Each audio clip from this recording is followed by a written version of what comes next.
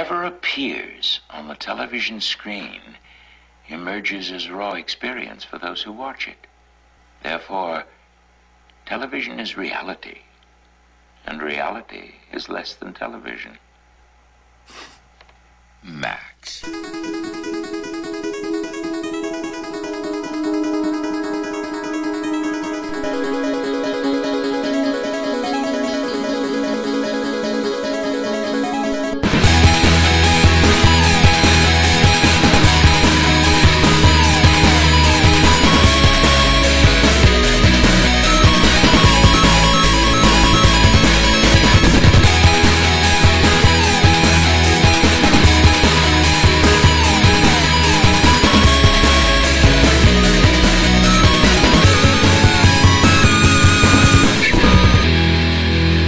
Hi, everybody. Hi. Hi. I'm Tyler Wilde, and Chris is dead, and his ghost is here. Yeah, I'm a special guest this week. Tyler's hosting. I'm hosting. Chris is our special vacation guest. Who else is here? Michael Raparez. Michael Raparez. Back from vacation. Brett Elston, as usual. And Charlie Barrett to justify. Charlie 8 Barrett. Charlie 8 Barrett. To talk about your Halo Reach review. I brought some friends with me. You did? I have Noble Team. Oh, your diorama of those very striking and distinct characters from Halo Reach. Did they know you gave their what you gave their story? I haven't told them yet. I'm going to break it to them when they're older. Don't worry, they're all dead. Yeah, they are. Aren't they all dead? And that's not a spoiler. If anyone thinks... No, they all disappear at the end and, take off their armor and go back to civilian life. I don't want to hear anyone talking about that's a Reach spoiler. They all get married to each other and live happily ever They're not after. dead. They're all sleeping. They'll have for a really long successful time. lives, even though there's no other Spartans in the Halo trilogy. They all go into high finance. We took them to Grandma's house. They live with Grandma now. They meet up every year for sex tourism in Monaco. And we buried the sniper in a shoebox. Yes, it's not gay if you're wearing armor. Tyler, can you guess which one of these Spartans is a lady? I'm gonna go... The one with the dick. Yeah. No, this one. How can you tell? Slightly boobier armor.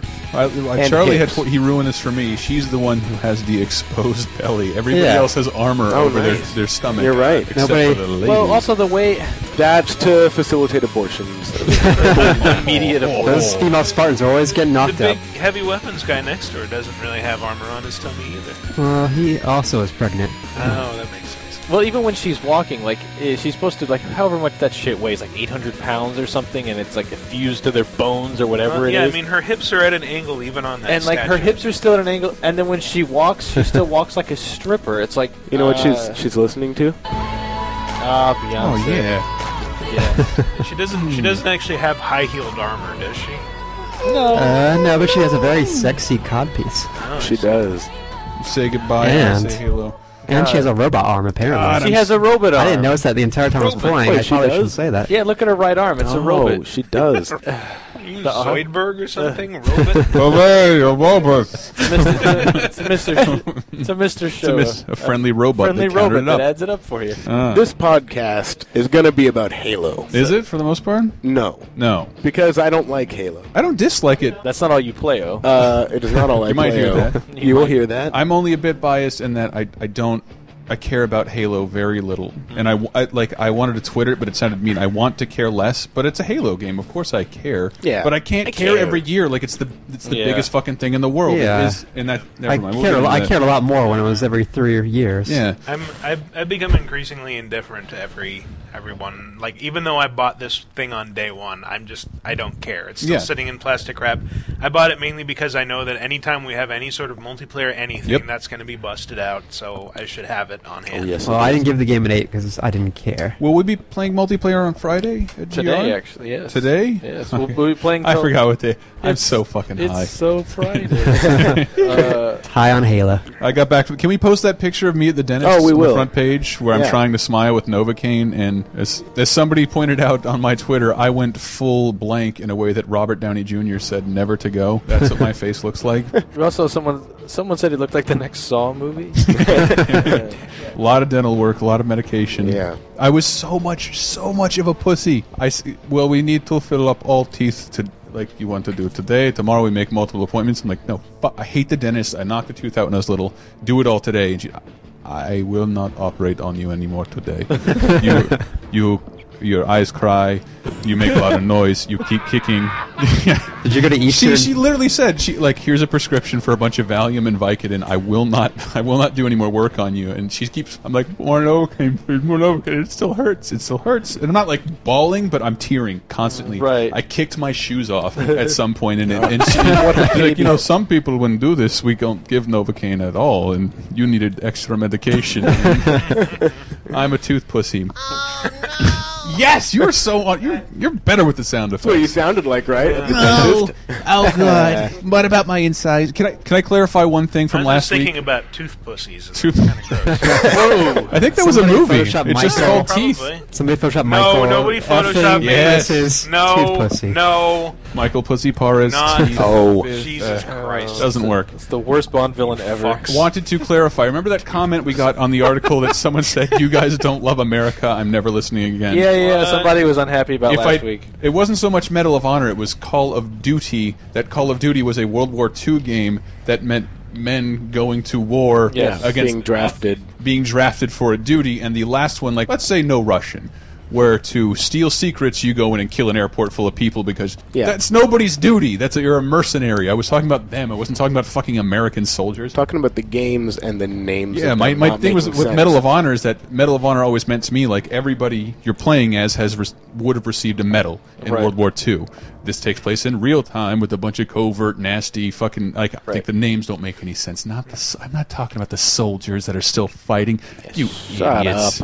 You idiots. God damn it. There's a fucking torture scene right there in Medal of Honor, too. Yes. They break out the paddles and then close the garage door. You get that's torture. in Modern Warfare 2. You get the Purple Heart of Tickle torture. Yeah, that's what I said, Modern Warfare 2. You said Medal of Honor. I think you just got Wikiparist. We should spend more time on this. I wish I had this in reverse, but I don't, so we're just going to have to there's go a way with to do that. it. If you go on the timeline and clear them back. But you're using some fancy air traffic control Well, I thing didn't have Chris's shit. Modern Warfare. So I'm sorry. He did, I believe, for being correct again about what you weren't correct about. So what else is happening in this podcast besides Halo? Okay, well, the top 7's Halo. Yeah. Then we got to talk about the Halo review. Whoa. But then I have some pretty silly sound effects, or actually dialogue, and then we have a bunch of phone calls. A ton of phone calls. Phone calls. We're going to try to blow through our immense backlog, a fraction of it, but here's what I'm predicting as former host: never going to happen.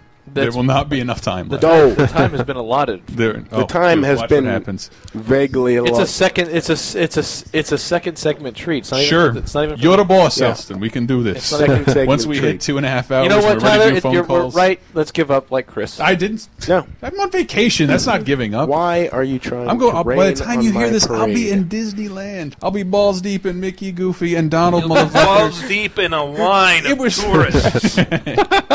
Not me. I got that figgity fast pass. Careful with that line. Hey. Say it 3 times fast. I dare you. Stop it. I was Izzle speak.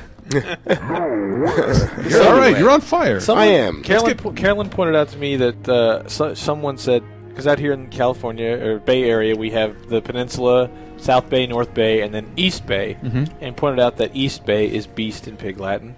Oh, yeah. Just thought that was amusing. Yeah. So everyone from Oakland is East Bay. That's I live racist. out in the beast. All right. So the get top it. 7 this week. Top 7. Top 7 was what, Charlie? You wrote it. It was the top 7 ways Halo influenced the industry. The games industry. Games industry. Careful. Not the clothing industry. I didn't know which one they... Okay. I don't have a computer in front of me, though. Somebody's going to have to tell me what I wrote. Well, number 7. Number 7. Tyler, you're late on the Hey, draw. hey, late hey, on the hey, draw hey. already. Honey, do you need a mouse? No. You need a mouse. I'll get you a mouse the next break. You're really quick on the draw. I'll get you a mouse in a second. Number 7, ways Halo influenced game industry. Number 7, Masked Mystery Men. Or the Masked yeah. Mystery Men. Or the Triple M. This I was able to repeat from a previous top 7 where we had a bunch of these guys, just showing how many of these characters are in Shane's games. article, favorite headline, Yeah. Are boring masked Are heroes. boring masked heroes. Masked Heroes. Shane Patterson. I'm sure there were masked heroes and characters before Halo, but after Halo, it seemed like it became acceptable to just like, oh, let's just make a cool-looking guy and a cool-looking mask, and that's enough. There's your story. There's your character. He's a masked everyman. So what are you saying? You're saying that the Hellgast aren't wildly original? Careful. Michael, you only gave that game a 9. I know. That's true. You're on shaky ground. Totally 9 equals hate. Yeah. He's still on games journalism probation for that right now. Not until you learn to give the scores we want can you score another game. That's right. Because that's what journalism is. Yes. So yeah, you pointed out, well, the image has like the Hellgast, Carmine, the guy from Time Shift, Haze, Army of Two, Crisis, Dead Space, Isaac, Dark Void. Like that image is great. Yeah, I love seeing them all lined up like that. But Cheryl did a good job. That's always been that's why I give Halo a lot of crap, because I thought that was the point. If he's behind a mask, you're behind the mask. He's an everyman. Yeah, he's the variable that you fill, and that's what the point of it is. And if they ever reveal, I hope they never reveal what he looks like. How disappointing is that going to be? Yeah, it's not. Oh, that mustache is really big. Who gives a shit what he looks like under there? Like, oh, he looks like Cole McGrath with a bigger scar. Considering that Bungie doesn't seem interested in bringing him back at all, I think it'll be a while before we ever see. It's just good to leave it because you can truly put yourself in, like any age. Well, not any age, but any race. Like you can just. It doesn't matter. Doesn't matter. But one thing I will say about Master Chief that makes him different, because in Reach, you're also like mystery person. Need a weapon. Yeah. But you can customize that mystery person with. You can make them male or female. And choose what color there's a lot of cool mask customizable options. So that's cool, but I almost prefer the Master Chief because you can pretend to be him, but you want to pretend to be him because he's still cool. He's not just completely blank. Like he's got a cool voice. Yeah. He's clearly heroic. He has a mysterious origin story. They give you a few hints of enough to intrigue you. While the one in Reach is just you're complete blank. Complete blank. Like, she really knew what she was saying when she wrote that song. You and I were talking about that, and like, as much as I say Master Chief is a variable, like without him, the games don't feel like main Halo games. Yeah, like he doesn't really. He just has a cool voice. You don't really know much about him, but at least when he's in a game, you know the game is going to continue. It feels like real story for it's it. moving the story forward and not telling you a backstory or a side story, which ODST and Reach have done. Yeah, it's not a game version of a novelization. The thing with this is like. Obviously, there were people wearing masks before fucking Master Chief, but like it really did popularize this. Jim Carrey, for example. Yes, the Man in the Iron Mask. Somebody saw that movie was Cher. But here, they're like most of these other games, like Dead Space, Army of Two. I'm just going through the list here. Bored.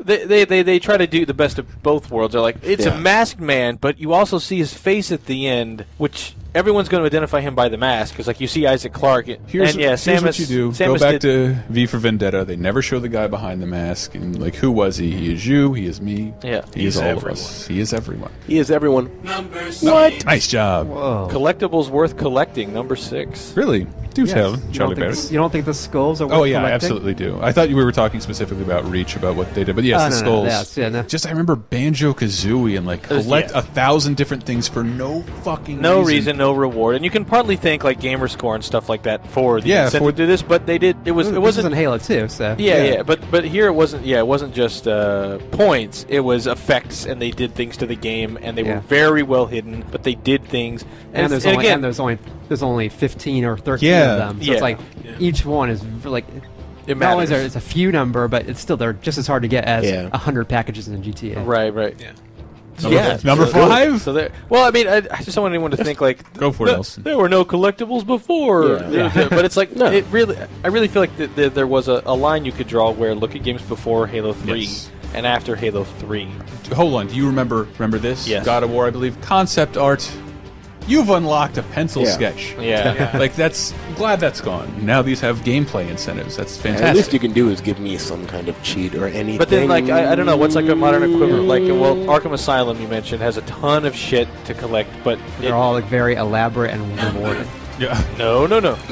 But then Assassin's Creed had. I mean, I don't know. I haven't played it, but the feathers and all that shit. Assassin's Creed 1 was not worth collecting at all. It was like thousands of flags that did nothing. Number 2 is rewarding in a weird way, only because Michael showed me and it fucking almost melted me. Yeah, you get like a special cutscene that you wouldn't ordinarily, although it's very short, and you get like a cool cape and like a hammer. You wouldn't so you're get Thor. But also the just they're more fun to find. different. They're just, they're everywhere, but it's like, oh, that's kind of cool, and you can have fun getting up to this feather. They're not as hidden, but you see them in the distance like, I gotta get that. And then there's a single building that presents to you an elaborate puzzle. It's beautiful shit. I should stop babbling. Number 5. Yeah. Non-ending endings. Charlie, explain yourself. Well, Back to the Future 2 ended. And yeah, we have been talking a lot about Back to the Future. Technically, Empire Strikes Back. Go ahead, Charlie. Elaborate. Okay, so Empire Strikes Back influenced Halo 2. About not having the balls to end things. Yeah. No, but even in Empire, they had a fucking ending. Yeah. Halo 2 not having an ending, which I think kind of made it okay for other games. Like, oh yeah, we can end our games on cliffhangers now, because you're going to play the next game within, if not within 1 year, then within 2 years. To the point of like pretense and arrogance, I think, because almost every new IP, it's like find out in the sequel. Or even worse. You know that 2008 Prince of Persia? You're never going to. Even worse, the DLC. You're never going to have that story resolved. Oh, you want the ending, the real ending, and Mirror's Edge just kind of ends with like a 1 minute terrible ending, and it's like, can I have any more? No, there'll never be. People were so pissed off when Halo 2 did it. Now it's just like, oh yeah, of course, because we're gonna get the next one. That's the thing that people need to realize. The designers need to realize. It's like you can only do this when you have a trilogy set in stone. Yeah, because that's how it works. The first chapter always has to be a self-contained story, because you don't know if there's going to be a second one. And then if you know there's going to be a second one, there's probably going to be a third one. So you can make the second one a cliffhanger. But like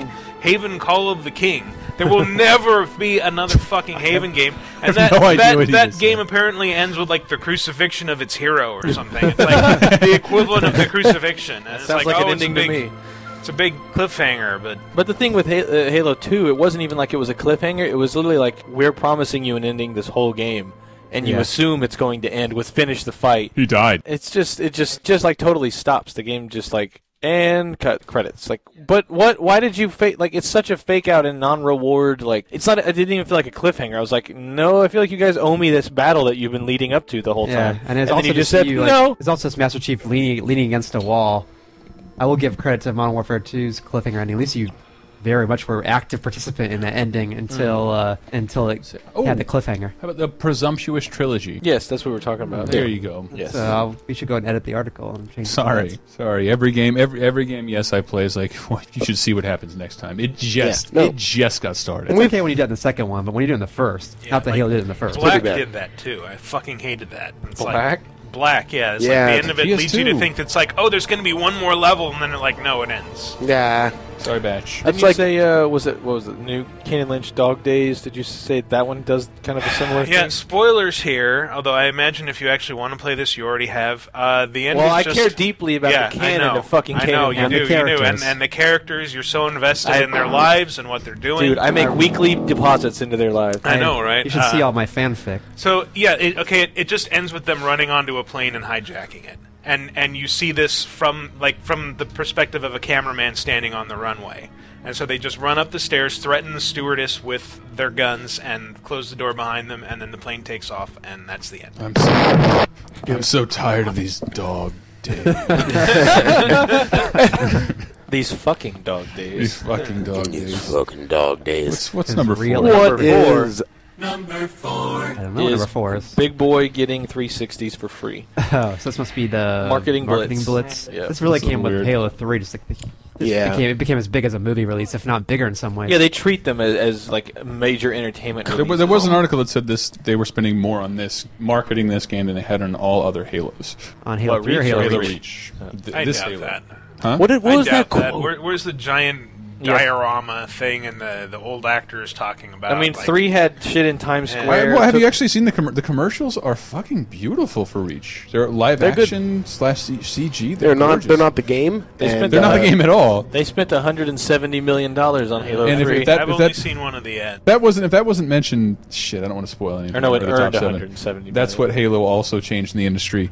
Live action trailers. Oh yeah, that's not mentioned. Yeah. We can talk about that. Live action trailers. I mean, you're talking about Halo 3, but Halo Combat Evolved also had big TV ads. Something tells me you might have those. I might have gone and found some of those. Citizens of the world, we are in deep doo-doo. Uh-oh. Aliens. What is this? A lot of them, and they're meanies. As peace-loving humans, we must take This is Microsoft being funny.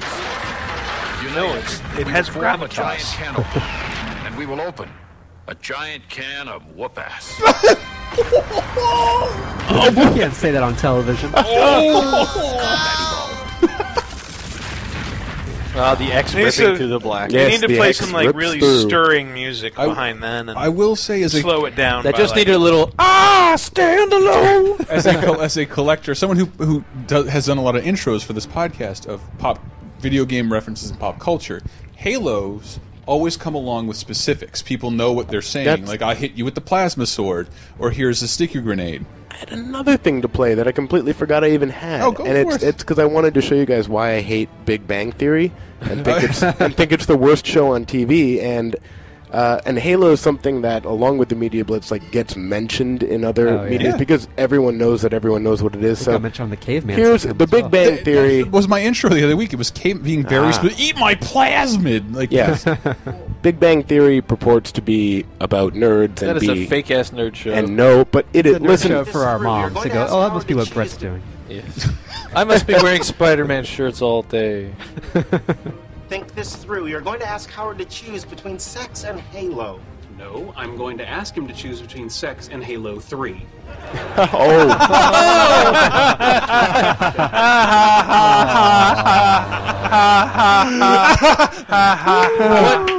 All right, the answer, because geeks have small dicks, is he fucks the disc with his.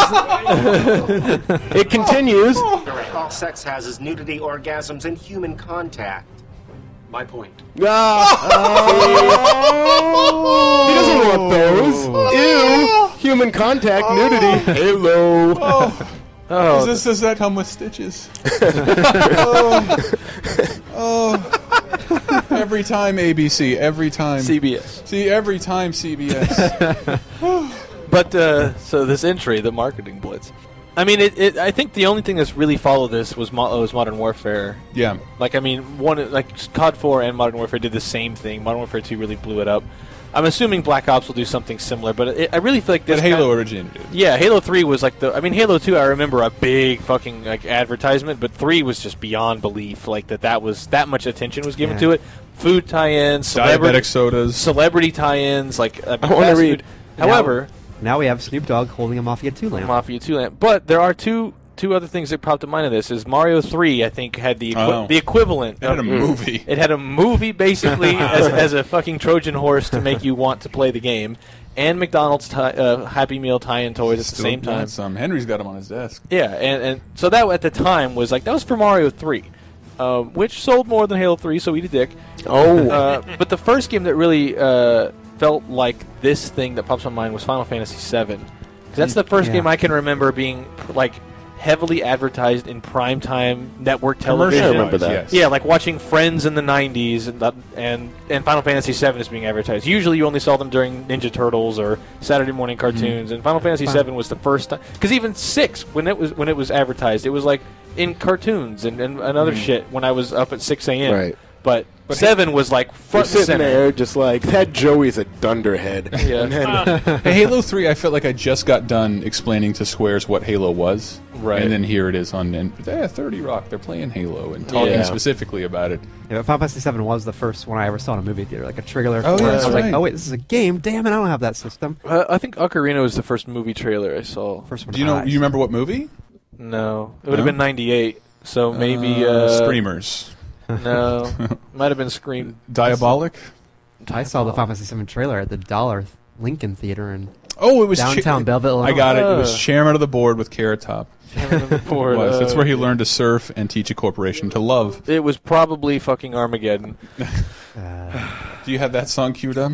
no. All right. Tyler doesn't miss a thing. Number. I have. Oh! Damn. This is on repeat now. Look, he just wants to have sex with his daughter, alright? Number 3. Well, who wouldn't? Who wouldn't have sex with Steven Tyler? Number 3. Daughter. This is daughter. What is number 3? Expand the brand with books and toys and comics and controllers made by Todd and McFarlane. anime collections. Anime collections. And Marvel Comics. Almost both of these, I don't know the exact dates, but like that and WoW. WoW had done the same thing. I'm pretty sure Halo did it first, but I think WoW had the audience. Well, Brett discovered today that the Yeah. Fall of Reach came out The before Fall of Halo 1. The book Fall of Reach it's a really old story. came out a week before the game did, or like 2 weeks before wow. the first Halo. It's from October 2001, and the book Fall of Reach is about Cortana and Master Chief doing the shit that you play as Noble Team, and I'm like, so Noble Without Team Master Chief and Cortana. without Master Chief or Cortana. I'm like, what the fuck? You retold a story that's already like. I was reading the synopsis, and I'm like, yeah, I remember that name, and I remember that name. What the fuck? Like, it's not verbatim, but it's still like.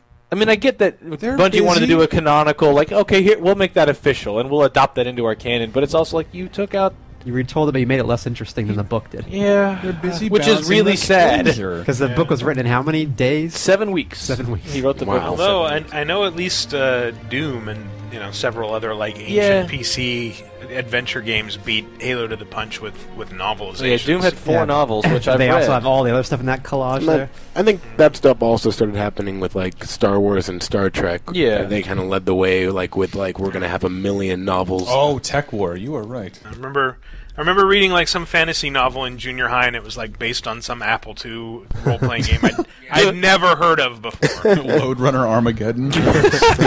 Origins. So what? It's not like there weren't toys and paraphernalia and bullshit for games before this, because even Primal Rage had action figures. Oh, so beautiful. But what it is for this one is Halo 3 again, I think. Well, no, I think in this case it was even Halo 1. It showed game companies, oh, fuck, there's a ton of money we can make. For every game that comes out, we could make a comic. And we could make a figure. We could make a limited edition XXYYY. And it doesn't matter. Like the degree and how much they also, at least in Halo's case, expect you to dive into that stuff in order to get what they're then going to put in the next game. Like, oh, you didn't read that novelization? Sorry about the cutscene. That didn't make any sense. Yeah, I mean, we'll get into this more in the when we talk about the Reach review, but fuck, that game expects you've read all this shit. EA has become a big fan of this, I find. Dead Space. There's like, more Dead Space backstory and side stories. I want to do an article on forgotten DVD tie-ins for games. No. Anybody remember Devil May Cry's movie? What's it called? Nobody. Anybody remember Dead Spaces? Nobody. What was that? What was that? What was the Downfall? What was the Halo? What was the name of the Halo DVD? Legend. All right, you got it. But whatever. Like, see, I know. Completely gone from most people. Wait a minute. That is a Wiki Charlie. Interesting. I did read the Mass Effect. I did reid the Mass Effect book.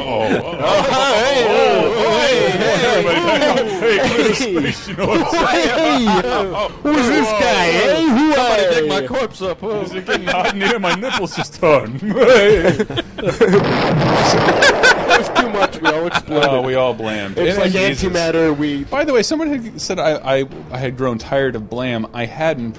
Remember, I got that shit all out of my system in a 24-hour period, and nobody played along until the podcast came out. This is boring. Yeah. It is More not. Blam. Guess Blam what? Is good. Number 2. Yeah. I can do that now. I get to be like conversation over. I did read quickly the Mass Effect novelization. Not novelization, but the writer of Mass Effect, the dude. Tyler played the boring sound effect. It was a good book. Next, number 2. You are a fanboy.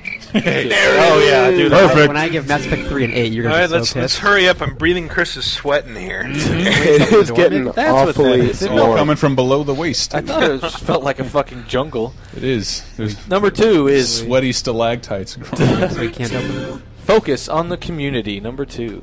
Oh, that they That did. is good. No, that's no Bungie.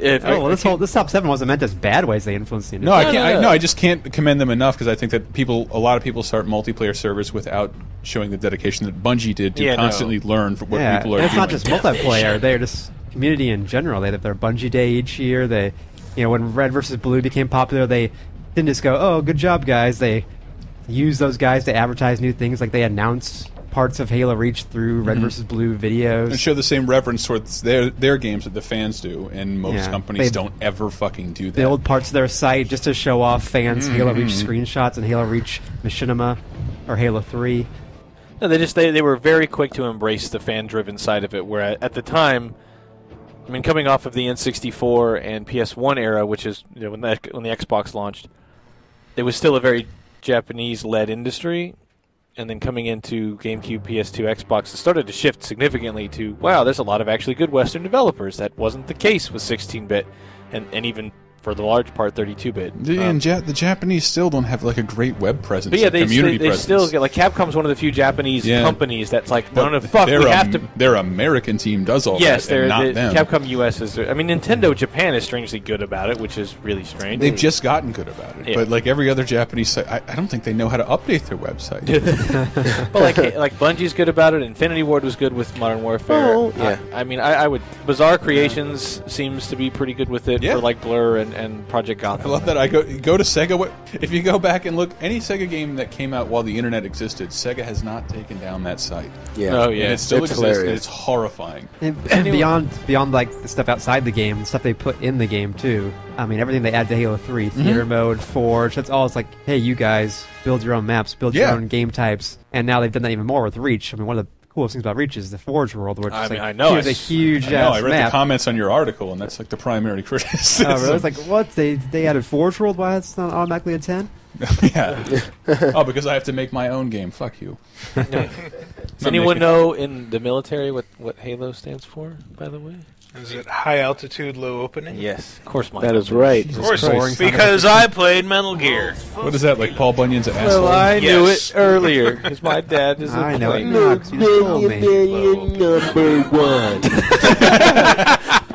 Multiplayer. That is definitely fucking true.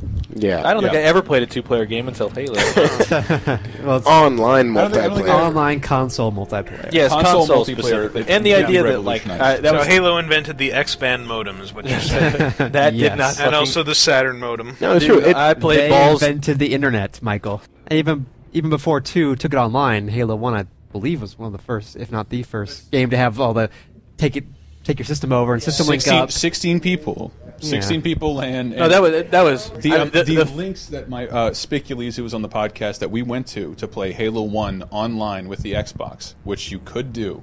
It was so fucking extravagant for very little payoff. The latency was terrible, but it was long time ago. Jesus Christ. Xbox Live wasn't out when Halo 1 was. No, it came out a year later. That was for Halo 2, took advantage of Xbox Live. So you had to jack it into a computer, and there was all these people with phony fucking servers meant to trick the Xbox. It was insane, and we did it because we liked Halo that much. Yeah, it was the first, other than hooking two PS1s together to play Doom, even though I could play it on my computer, it was like, for the novelty, let's get a link cable and hook two PlayStations together. Like, going over to someone's house and, like, multiple TVs, multiple Xboxes. No, mine's the one that's upside down. Yeah, and everyone's playing Halo. And I'd never seen, like, to that degree a group of console games. And then when Halo 2 came out, it was Xbox Live, and everyone just went nuts playing online. Yeah, and then that became, now everything has to have multiplayer. Yeah. Everything. Bioshock 2 multiplayer, Dead Space 2 multiplayer, everything that has no fucking right having multiplayer. Bioshock 2 we gave it a lot of shit. It wasn't bad, but it's I'll never fun. play I it enjoyed again. it. No, it's not bad at all. Like, I could see playing it. I had a lot of fun. There's some fun to it, but for it's a like... while. I found it really too chaotic. Everything's too much. it's claustrophobic and dark, and I don't care. But it is like, I didn't... Bioshock Infinite multiplayer. I'll try that. I didn't buy the game to play multiplayer. Like, any time you spent working on the multiplayer, I would have rather you spend that time making Bioshock 2. Especially Batman, to be fair, Arkham it was a City.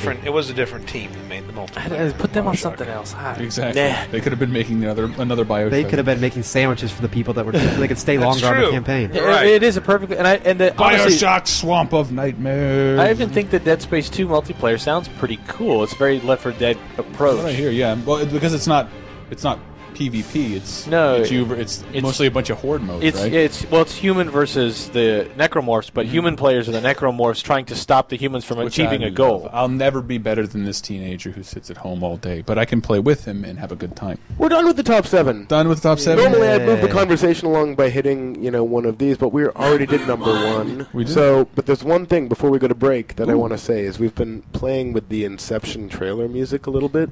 It's true. Because it makes everything really intense. And, someone put it over Psychonauts and it worked perfectly. Yeah, the Psychonauts one worked great. Someone put it over Alan Wake, it worked great, and fantastic. I'm going to try. So I just pick the Little Big Planet 2 debut trailer. I'm like, this is long enough. I drop it in. Awesome. And it worked so well. It worked almost perfectly. I'm not going to say... Every time the swell goes up, like a font hits you in the face. Yes. Yeah. From the creators. And it's not. I'm not going to say it's the new Guile's theme, because Guile's theme goes with everything. Guile's theme goes with Lion King exceptionally well. The Inception theme goes with most things. But the Inception theme, I think it's just because it has so many dramatic cues that it's bound to hit some. So it sounds like a boat shitting. So what That's called the depth charge. I wanted to say it now because somewhere later in the podcast, I'm going to put the Inception trailer music under something just to see. I can talk. How dramatic. I hope it's a Back to the Future argument. It is going to get. Doc. We're going to go to the... Can we play Dan Emmerich's song, or do you have something else? Yeah, we're gonna. I think we should take it out with Halo. All I Play-O. All I Play-O. By Palette Swap Ninja, Dan Emmerich, of currently head poobah of apologies at Activision. Can we call him Head Poobutt? Poobutt. I love that. When we come back, will Halo Reach review? We'll talk about that. So more Halo. Phone calls. We have tons of sound effects. I have sound effects. I found some incredible bad game dialogue that I hadn't heard before. So here's a little tease.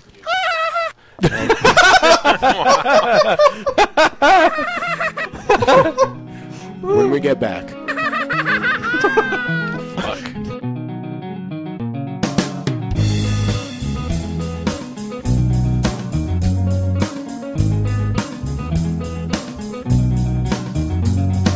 Come to decide of the games that I tried were not enough to waste my time on. I don't really see why you play COD and Fallout 3 felt so contrived. Don't understand why you play Rock Band, cause it's just one game that I get high on. Play it all the time, it's gaming redefined, copied it to my hard drive. Halo, this is all I play. Oh, I got my Halo, this is all I play. Oh, oh.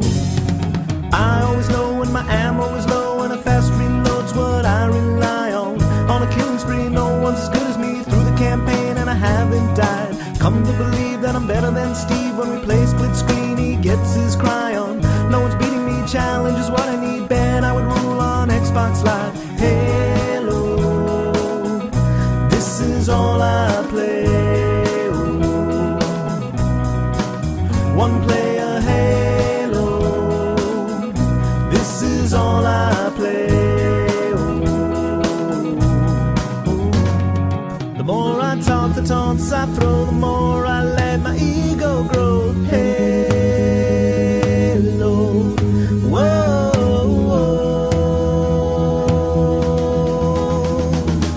Conquered single player, so let's go online for Slayer and we'll go.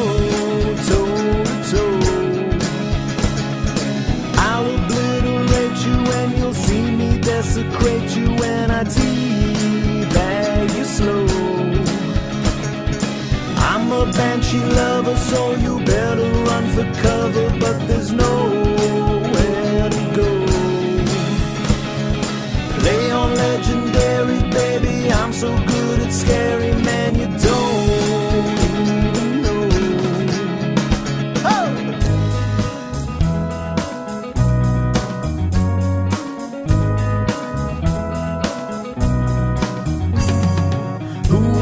That I would get owned when I took my game on Xbox Live. Sword made of energy, whoops, now it's killing me. Two glowing blades are stuck inside. Everyone here makes me cower in fear. Maybe I should just go run and hide. What a lousy spawn, don't know what's going on. My every kill has been denied. Halo, this is all I play. Oh, I suck at Halo, listen what I say. Oh, the more I play, the less I know. The more I realize I blow it. Halo, whoa, whoa. Getting killed on Slayer and it looks like single player set the bar way too low. Fate is sealed, I've run out.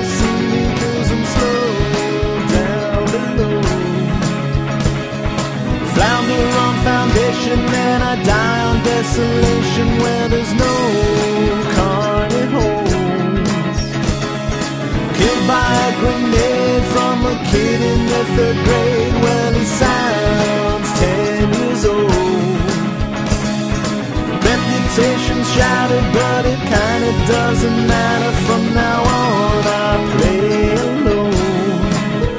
I said, hey, oh yeah, oh yeah. I'm so dead now. Hey,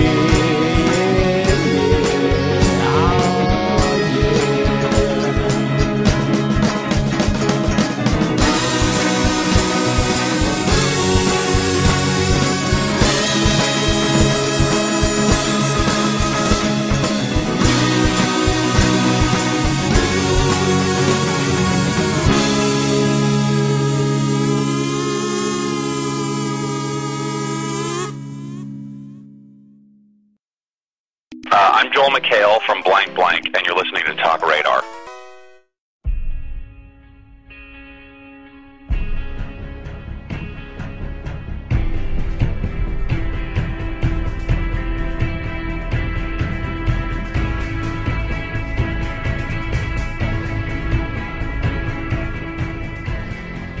I'm desperately trying to get Tim Schafer to follow me on Twitter.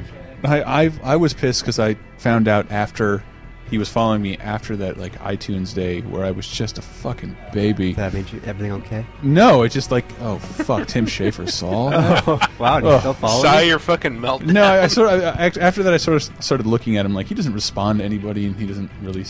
That's true. He doesn't. Yeah. I don't think he reads anything. Segment 2. We need to go deeper. We need to go way, way deeper. Deeper into what? What do we usually start out with? It's new releases, right? New releases, what we normally start out. What's the new... I don't Professor know. Layton. Yeah! Yes. Oh, if only Carolyn was here to talk do we give that about game? it. I believe she gave it a 9, and she's been working on a guide for it this whole Ooh, time. a guide? 9. Yeah. Oh, Professor Layton. I did finish the last one in preparation for this, so Well, there were my 2 goodness. before this. that's true. I finished the first one ages ago. You talking about the Curious Box or the Diabolical Village? A little bit of both. It's averaging an 86. Yeah, it's doing well.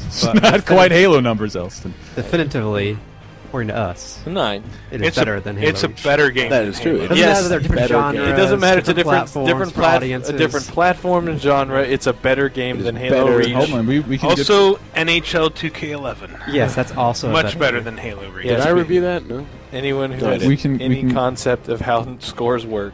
So Halo Reach, that came out apparently. Charlie Barrett, I liked what you did with that you rated. Really? You might be the only person. Well, I mean, I thought that was very important because the single player, it has to mean a little less because it's a prequel. You don't know these characters, nor do you care about their plight. Other than that, it leads to the things we all know. I think a lot of the people that probably have a problem with it are some of the people that only care about the multiplayer. It's like, well, as long as the multiplayer is great, then that should be the score right there. But it's like, no, I know a lot of people. Maybe you're not that person, but I care about the campaign. So Charlie Barrett. And I know a lot of people that are looking for, it's going to be a Halo game. It's going to be a big, fun adventure epic. She did like the game. But it's just a game, Charlie. It's not like it's art or anything. I know. We should just give them all 10s. They're just games. Mm-hmm. So Charlie, this is all about Charlie's 8 out of 10. 8 out of 10 8 out of review 10. score for Halo Reach, which caused quite... the kerfuffle. It was a kerfuffle. It caused quite the stir down at the old slaughtering hole. It's currently sitting with 270 comments. So Charlie, why... Wow. Oh, I'm sure you haven't even checked NeoGAF because they're much angrier. What was that, Tyler Wilde? Why do you hate the fine people at Bungie? They worked really hard. Yeah. Why are I'm you hoping to denigrating get all them their all hard work? fired so that I can get a job there. Because you're really jealous. That's You're all. jealous. You're So I jealous gave it an and 8. you want attention. Great. That's the Also, other thing. Mr. Bungie killed my family when I was a young. I really love that band. That deserves a Ooh. Thank you. yes! Studio audience right there. Whoa! But I could summarize it easily. I gave Halo Reach's campaign a 7 because I thought it was good, but not great. But Charlie, the people I in the gave Best the Buy multiplayer commercial. a 9 because I thought it was awesome, but not incredible. Therefore, And therefore, I gave the game as a whole because to me, the single player and the multiplayer are equally important. An 8. But for Charlie, great. a completely different reviewer gave a completely different game a 10. Really?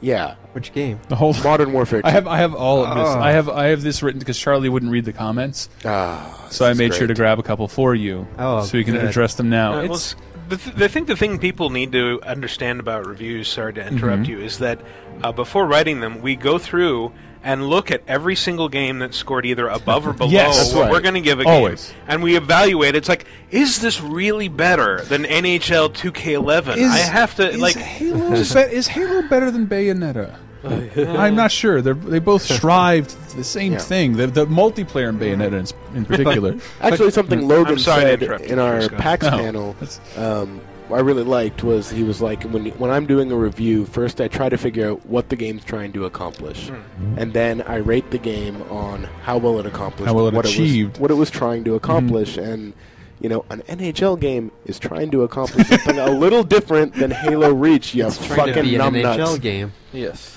Yeah. But like on the scale of NHL games, it is a 1 or 10 or whatever. Yeah. But comparing Halo Reach to Halo 3, apparently, it's okay to compare my reviews. That is totally illogical. Not by what logic, but in what logic. We'll get to that guy in a second. How dare you compare a side shoot game to one of the main series? Yeah. Where do you get off? I know they don't even have the same word in the title. When I review Resident Evil Outbreak, I don't compare it to 4. It doesn't enter into the equation at all. It shouldn't be that good. We know this. Why are you mentioning it? You should judge it by a lower standard. The Best Buy commercial told me it was bigger and better. Score. You should be comparing. I should have made it. Is it better than NHL 11? Those guys at Best Buy know games. Yeah, exactly. That's why they wear the blue shirts. That's what the fucking TM says on their shirt with a little TM next to it. We know games.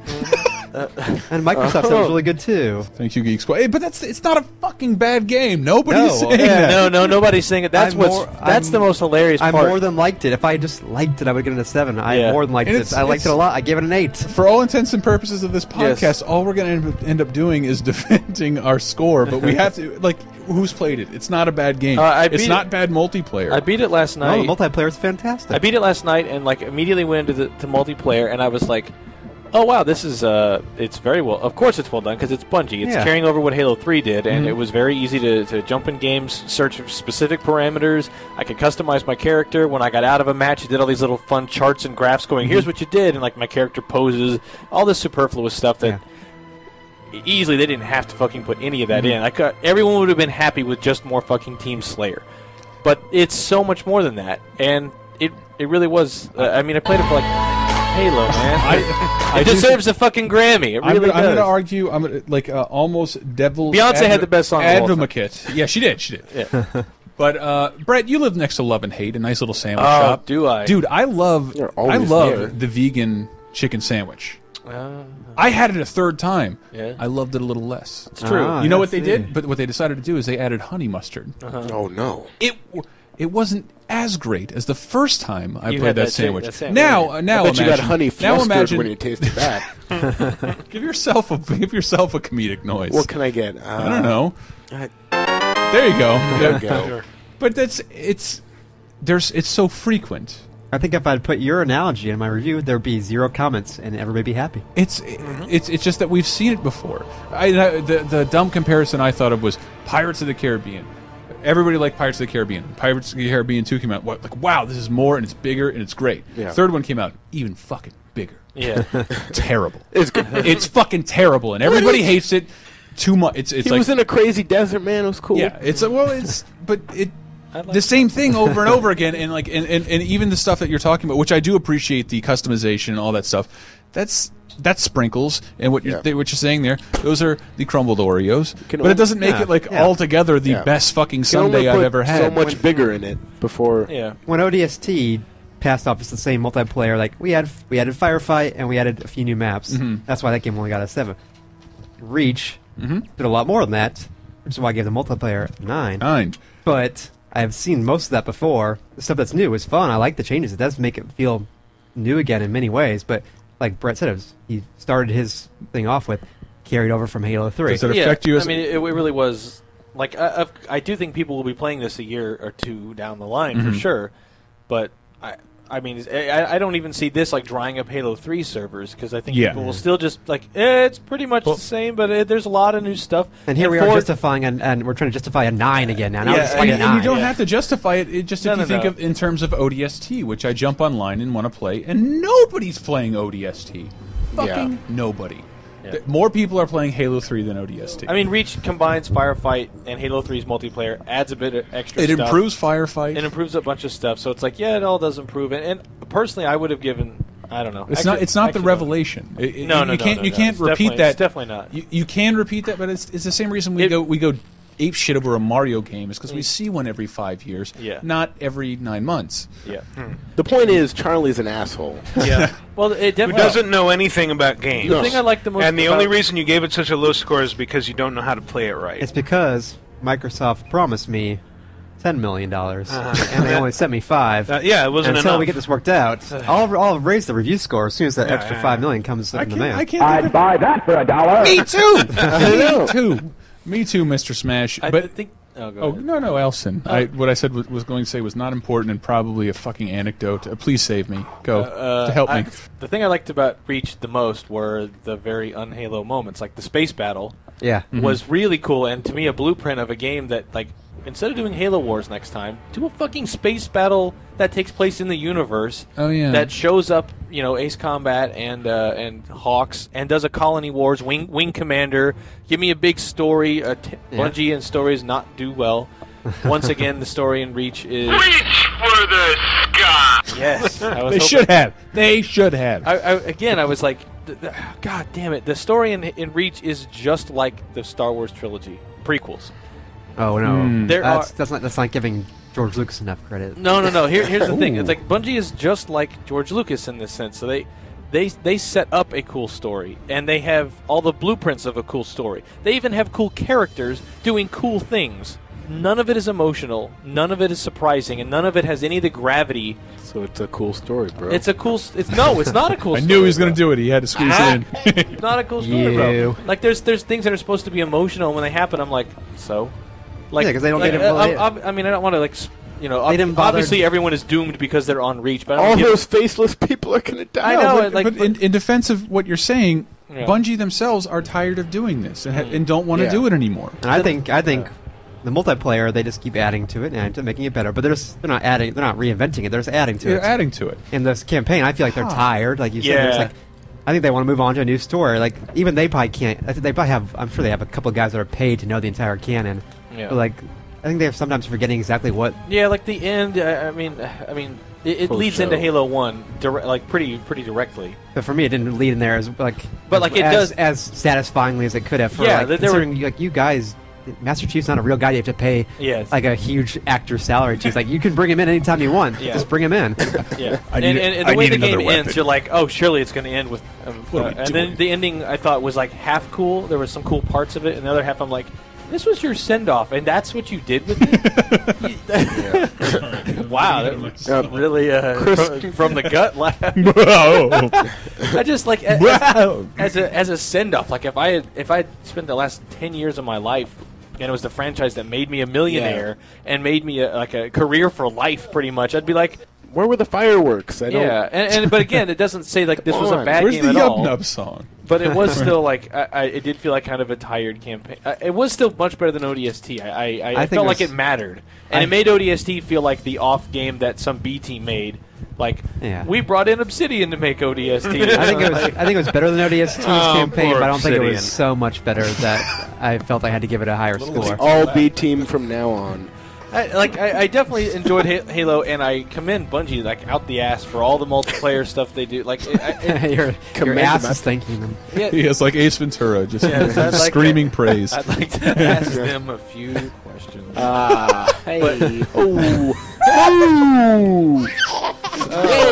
Excuse me, just snuck out. But it did when I was done. Like I felt like I don't know, huge chunks of the campaign. I'm like, this could be a level from any Halo game I've ever played.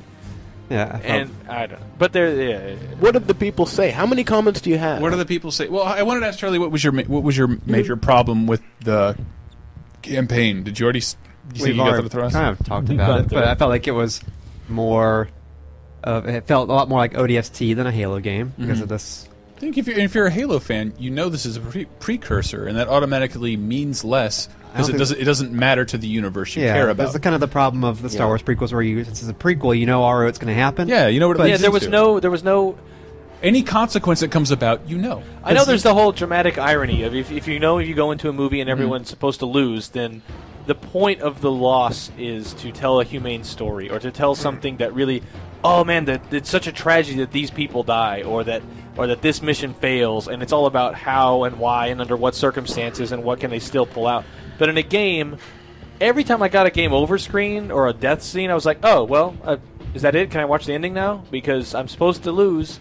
and even in the last mission, the thing that really irritated the fuck out of me, because it's a wave after wave of enemies, and it's clearly this is supposed to be the final battle, and I'm like, I would die, and it would put me back to the checkpoint, even though they're like, this is it. It's all riding on you, soldier. And then I die, and it's like, well, you haven't made it to the pre-scripted part yet, where it actually is the end. So wait, can you defend it for a little longer because you're not ready to die yet? And it's like, good job, Agent. You just died like a hero.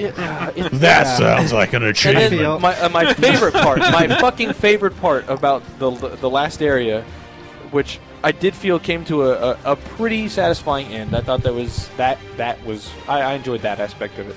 But Snow Globe and Retard's head. I started running in the wrong direction. And even though it's supposed to be the final battle and it's very clear that this is your last stand, I ran too far out of the way, and it's like, return to battlefield, 9, 8, 7. What if I don't? Get back here and die like a man. I know, and it's like, well, what if I fuck? What are you going to do? Are you going to make me die again? What if I don't want to die? It doesn't make any... I'm a deserter. It works as a movie because it's passive, but in a game... like I dropped my plasma grenades. Can I just go back? I like the idea... I like the idea of going in knowing, like, oh, man, this is not going to end well. But there's just something about in a game where unless the story is really gripping me, and I really care about what's happening to the characters, I just am like, why the fuck am I playing this? This is a small concern that I'm trumpeting up because I'm talking and yelling. Like, it didn't, like, drag the game down to me at all, but I thought it was silly. So it's like, I still enjoyed the game. You know the fate of Reach and probably of the characters, but also it's not like you know the fate of these specific characters. These are new characters. That's one thing that they're not that interesting. Disposable. On top of that, and when each one of them. Wait a minute, Charlie. Leaves a story. They all have their own personalities, right? They have their own color, armor. Yeah, over there you see Watto and Jar Jar. One guy's basic blue, and the other one is kind of she's a lighter color. She's a sky blue, I think. But it also another big problem with it is that it assumes you know everything about Halo. My God, it's like there's like. Joe was playing it at the review event with me, and there's a part where somebody addresses a character as mom, and unless you've been reading a lot about Halo, you just go, okay, I guess that's his mom. Yes. But you have to know, if you know everything, then you know, oh, she's actually the creator of the Spartan program, so he's just referring to her. She's the basis for Cortana. But I'm like, I've played and beaten somehow every Halo game without even attempting to or like making that a point.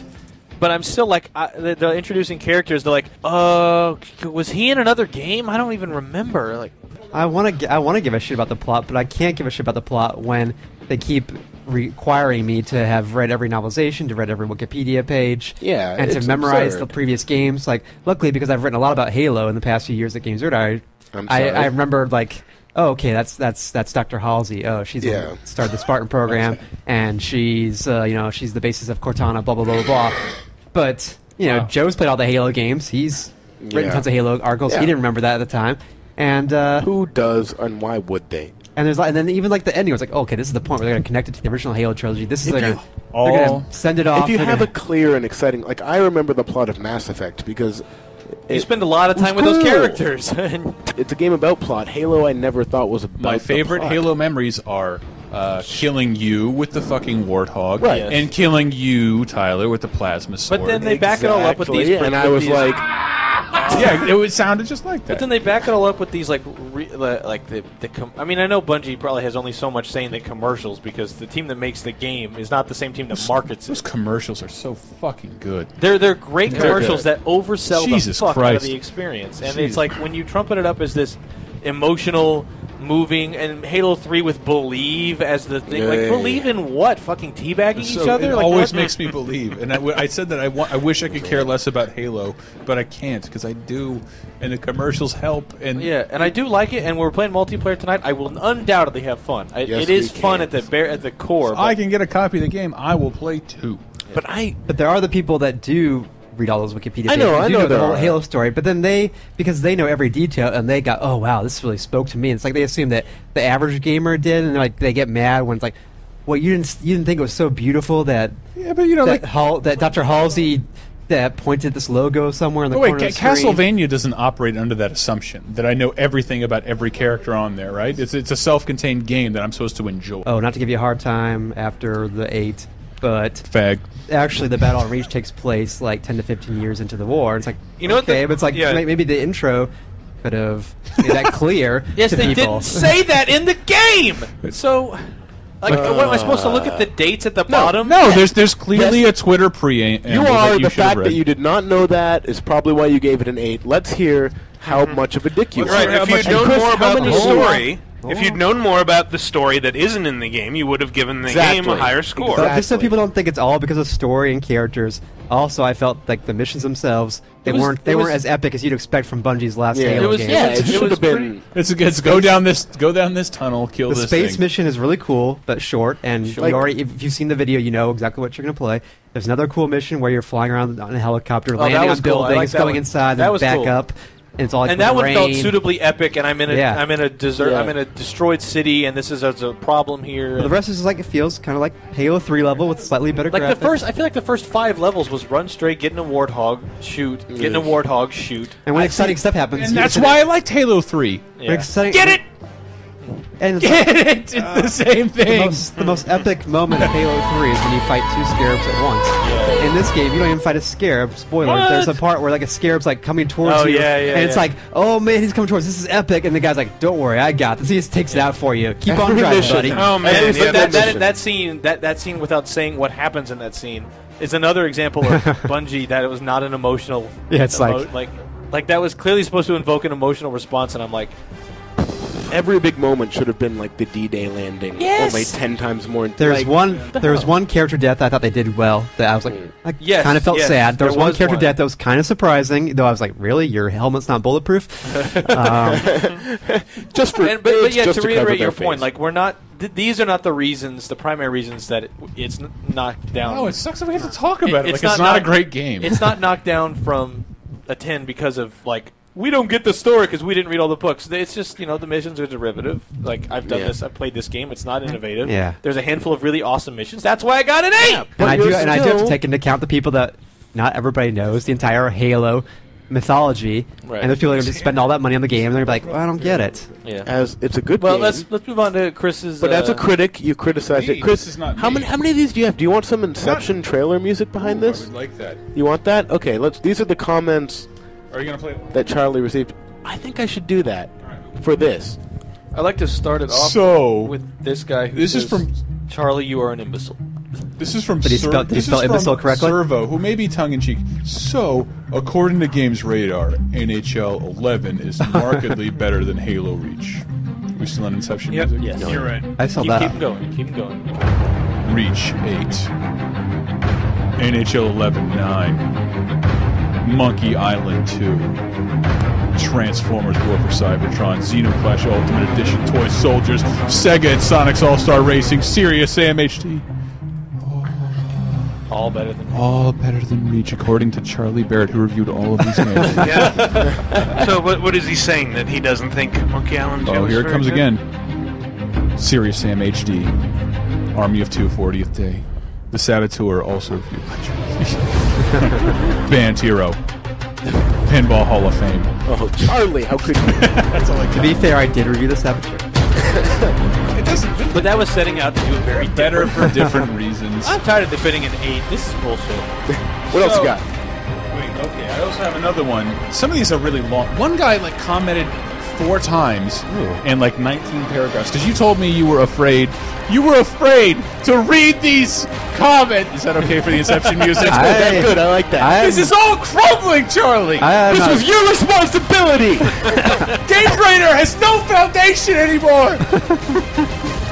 I'm not afraid to read the comments. I just don't need to read the comments. Okay, what the fuck, Boom says? I cannot take this review seriously. I said that Halo 3 was better than Reach. Whoa! Okay, so you're telling me that Reach, the definitive Halo game, is worse than Halo 3? Halo 3 was the worst of the trilogy! This review is screwed! Had he played Halo Reach at this point? You didn't make that clear. But it was the definitive Halo game. Can we just start the Inception? You want some more? You want some more of that? Father Time went absolutely apeshit. Oh, not Father Time. There we go. No, Avatar. This review was horrible. Not that you are not right about the score, because I haven't played it yet, but your logic is horrid. Oh, horrible and horrid. You clearly stated that Halo 3 had 10 out of 10 multiplayer, and then ran off 10 to 15 major improvements that Reach made, and at the end gave Reach a 9 out of 10 for multiplayer. Also, Halo 3's campaign was garbage, and it tried to do too much at one time. Hell, the fact that you haven't recycled the same 4 missions of the Covenant to Flutterize Clusterfuck cliffhanger ending. Halo formula is an improvement. It just feels like you did this as an attempt to be different. The site gave... and to be that site that gave Reach an 8. Sad stuff, guys. I always want to know why everyone assumes that's a priority. Father Time is like any of us actually give a shit about what other sites give anything. Also, my Father Time. Holy shit! I forgot. The site gave Modern Warfare 2 a 10.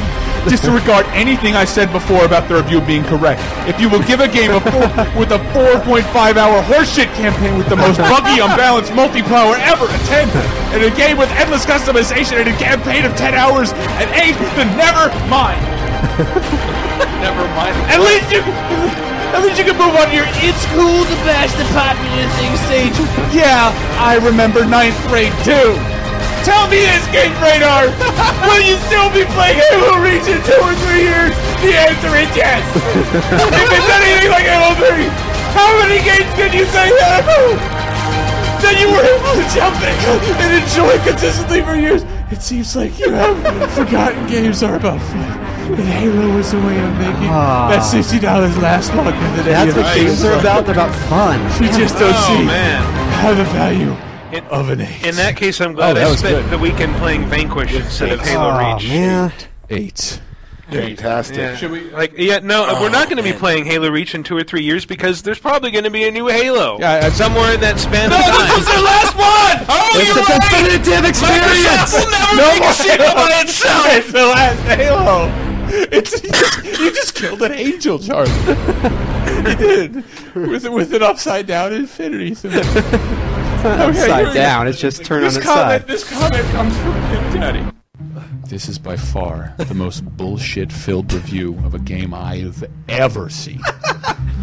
The fact of the matter is that Halo Reach has the best campaign. He hasn't played the game. The best campaign. 3 days before it's the best multiplayer of any other Halo game. Fact. How the hell does it Reach get an 8? This is an insult not only to the hard work of Bungie, but to the fans who actually want a reliable review. I hope you get fired, you piece of shit fuck that wrote this review. Go suck Sony's dick, bitch! And this is anonymous, but this is the one we put on, I put on Twitter that got all over the place, which was a direct message to Charlie. When you read it, it's going to be clear who it is. No, this is from anonymous. He repeats some of the same things. Okay, hold on. We start the Inception music over. All right. This is a very well worded. He clearly gathered his thoughts. Charlie Barrett, your review of Halo Reach. You stupid, ignorant fuckface.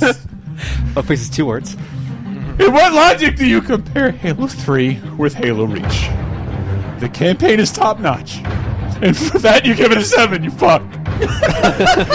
I hope repercussions come from you, City Review. I hope you get fired. You piece of shit. And for the attempt to ruin the game for people, guess what you didn't get? The game will sell millions. And we'll be playing for years to come. Not to mention that Reach will win Game of the Year!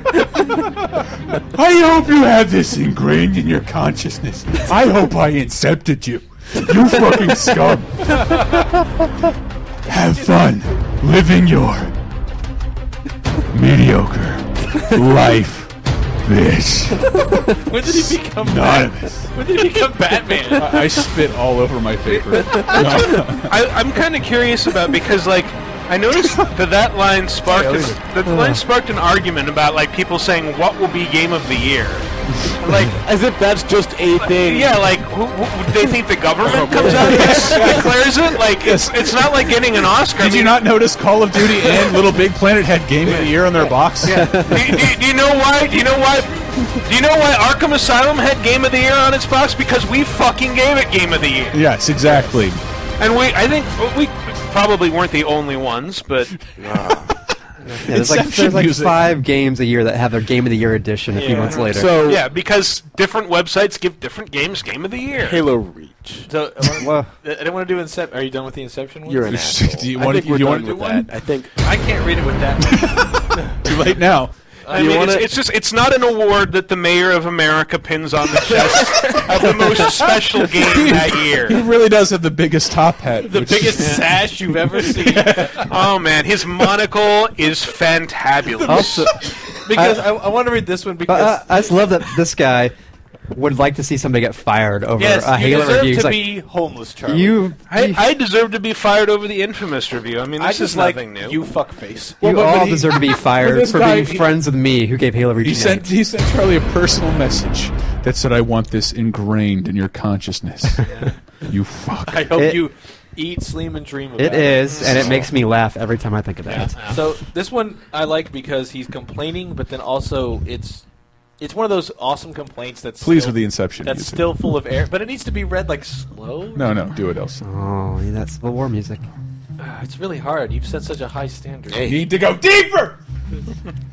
I don't know. The trailer as good as you do. Jesus Christ! Do like a disturbed, quiet serial killer.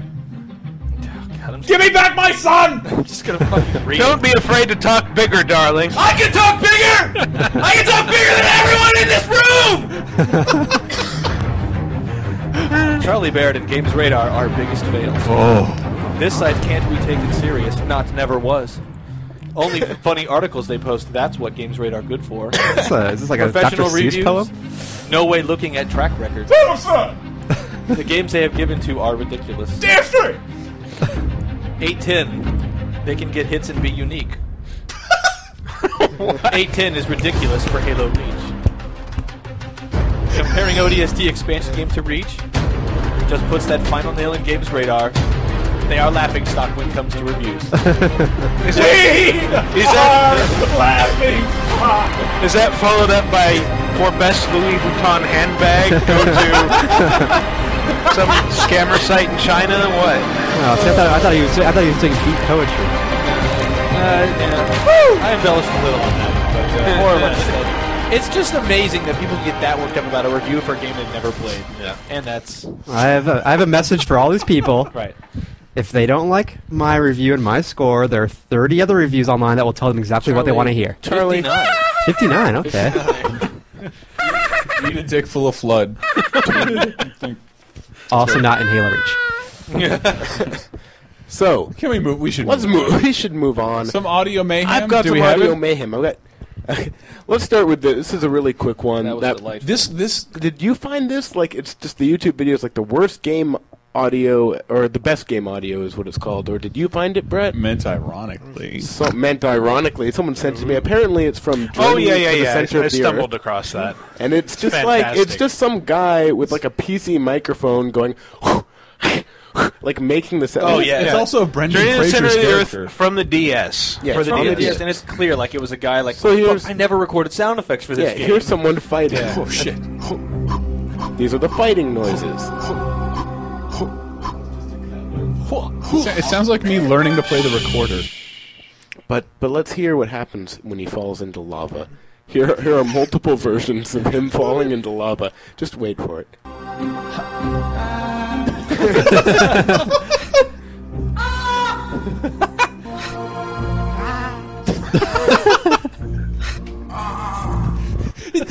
Technically lava doesn't echo. So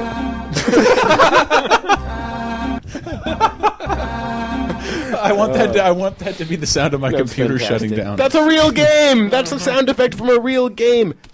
I require more. We haven't done. But holy shit! You all know the site Audio Atrocities. I love it. I forgot about it.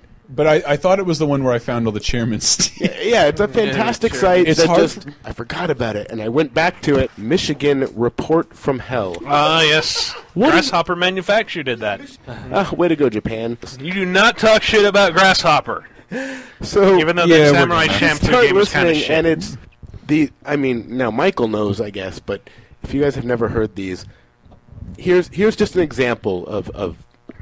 Are you listening, Becky? Don't give up. You want to see Mom and Dad again, don't you? Then you can tell them you love them yourself. It sounds like a knockoff of Invasion of the Body Snatchers. She's not a real person. Something's wrong with Mom. The whole game's about apparently making reports, but there's a lot of murders going on. The great thing, though, everyone is trying so hard to say every word of every line correctly. I bet this would sound good with the Inception music. It might. The only other time I've heard voice acting that bad and that weird was in the very first Clock Tower, and I found out the reason why is because they recorded it with the original Japanese voice cast who all learned their lines phonetically. Wow.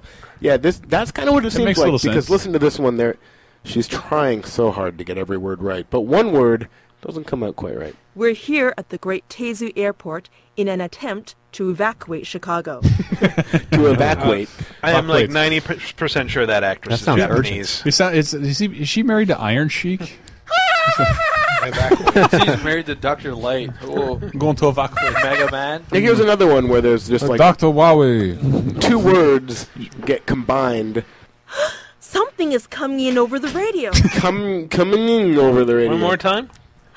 Something is coming in over the radio. But that's me. I arced it right over the radio. None of that was why I was laughing at my desk to myself earlier today. Okay. There's one character who reacts to multiple deaths of various women in the game, and so he had to record a line depending on who died. It's not Paula. Paula doesn't die, right? No, she.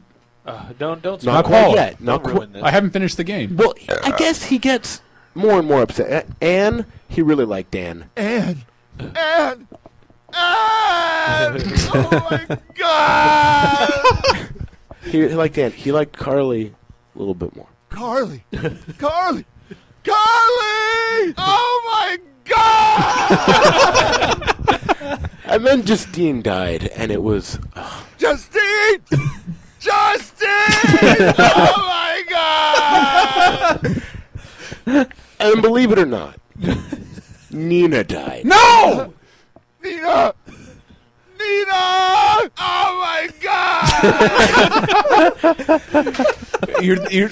And he was trying to cope. And then finally, in the end, Paula. No! Paula died. Listen. Paula! Oh my God! Oh my car, Paula! Oh my car! Wait, did he? Wow, he gets a second win in the middle of it. Do you have that isolated? Oh, yes. Oh my God!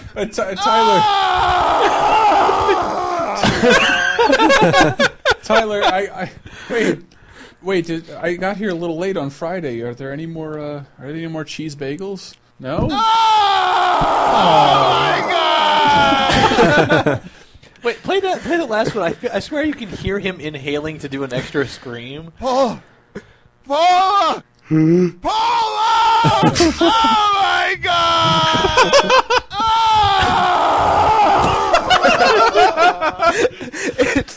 It's like it's the perfect spelling of God, like G-A-W-D or G-H-A-W. And you can hear the different capital and lowercase A's in it.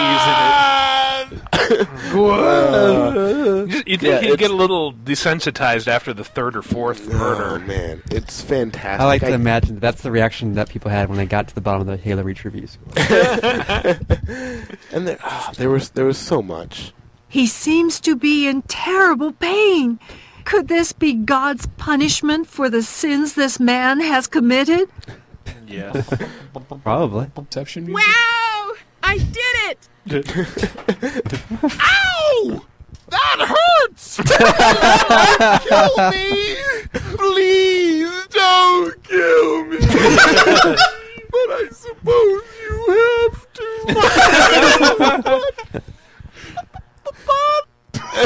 So these all from the same game, or just? These are all from the same game. It sounds like what's his nuts from Lost in Space. You really have to. What game was this again? It's called Michigan Report from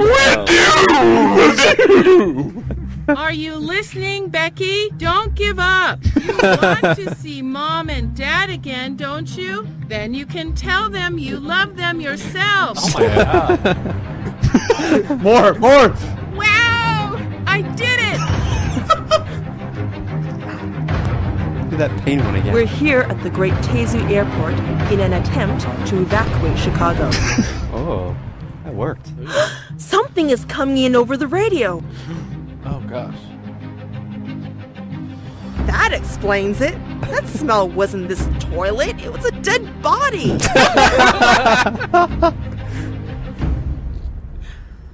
Nina! Oh my God!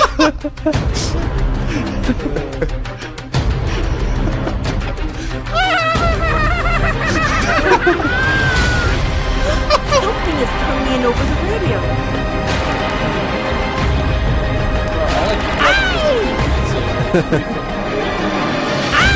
Like Tyler's face is getting really tense. Don't kill me! Please don't kill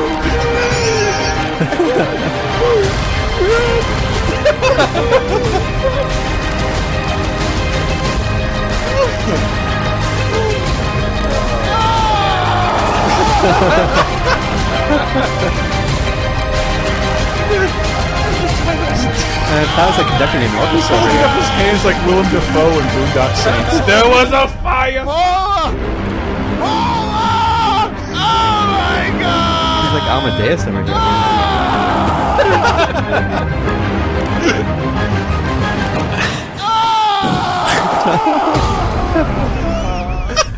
And that is that.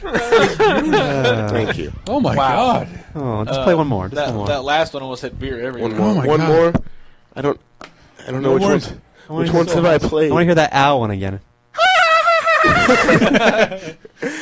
God. What was that exactly? Can we do just some more sound effects? That hurts! That's the one. Don't kill me! Please don't kill me! But I suppose you have to. Don't you want fish, Fred Flintstone? So were you able to find like screenshots of the game? Absolutely! Yeah, there's a Wikipedia page. I really want to see what this game looks like. Is it a full motion video adventure game? No, it is like, I don't know. Oh my God, it's I'm weird. sweating from But holy shit. That Can we hear made my day. What do you want to hear, Paula again? No, pause menu stuff. Oh! Michael did an article. What was it called? Oh, yeah. Gaming's greatest pause jingles. Oh, there it is. Hey, whoa! We all know that one. That was Konami, Pause right? the podcast. Yeah, This is a pause cast. Woo. That was Super Mario. Podcast. But it was odd how they overlapped into other companies. They did their own version of this. Yeah, well, there's one right below that. If you're looking at the article now, let's play it. That's Streets of Rage. Yeah. Hey, way to rip off Mario. Yeah. I bet it was that. Mario? I bet it was this close to being maybe like a default sound effect, sort of like a truck backing up. Yeah, just like something came that got with stuck. the hardware or something. Oh, or just the industry just decided on it. Oh, that could be. I do like the Konami one. Oh, what's this? You're in Mario. What was The it? Konami one. Yeah, That's the same thing. Super Mario World. And then what's this? That's new Super There it Mario is again. Brothers. More pause. Slightly faster. More Slightly pause. louder. So what are we at? Konami Tone. Konami. Ah, yes. Tell Classic. us about Konami. Here we go. Everybody who lived through the 80s yeah. played video games knows that sound effect. It is a classic. I'm somehow more familiar, even though I do know that one for sure. I'm Then more there's familiar with the 16-bit version. the 16-bit Oh, one. let's find that. Is The that Castlevania 4. Yeah. Yeah. It's not as common, but still appeared in quite a few games, although That did. sadly not in Contra 3. Yeah. And then we have in your article, tell us about Mega Man, Michael. Who doesn't remember this? Yeah, exactly. It's a classic. It came up. That really conjured up an image of looking at which one do I pick. Yeah, every damn time you have to change your weapon, you hear that sound. Or accidentally hitting the slow-mo button on your advantage. This one I know. Doom. Oh yeah. Over and over. Oh yeah. Like everything you select in every menu. Yeah. Well then, Well then it's like just squishy chunk. You hear that a lot. Moffat Conspiracy. This is a personal indulgence. What is with you in this game? What's it called? I love the Go-Go 13 theme. Yeah. And that pause sound is just the first 5 notes. That was good. What is he? More. I really I heard somebody listen to afar the fucking Battletoads. Oh yes, the Battletoads one. Oh awesome. God, the Battletoads. And it goes on indefinitely. Just became a nightclub, man. You just heard the entire song twice. It's hot. No, I want to keep playing it. It's just so cool to pause. I don't know, because it was already a very NES wasn't known for having a lot of characters with attitude or personality, so it was weird. Like the game felt already a very energetic, fun, clear ripoff of Ninja Turtles, but somehow cooler. And then the pause music being this was like, man, these guys. I'm 9. These guys are having a party just for me. And it was followed up by the 16-bit Battle Maniacs one, which is like a jazzy drum solo. It's just a drum fill. But it's more David Wise. No, it's not David Wise. No. Actually, I don't know. I think it is rare. But yeah, I don't have any sort of official confirmation on this, but I'm pretty sure that both of those together were an influence on the Scott Pilgrim pause theme, which is very kind of has similarities to both. It does. Yeah. Totally. Yeah, but not a lot of games had a full-on pause song. Yeah, that's true. And this is the same thing. It loops like a 5-second. Yeah, it's 5-second drum. Ooh. Now the next one, Street Fighter 2, was. Jesus. I mean, we played it in the arcade for like a full year before it came home, so it never really occurred the idea of pausing Street Fighter to begin with. But each version had a different It pause. had a different thing, and it was so fucking bizarre. Oh my god. It's sort of confusing. Oh.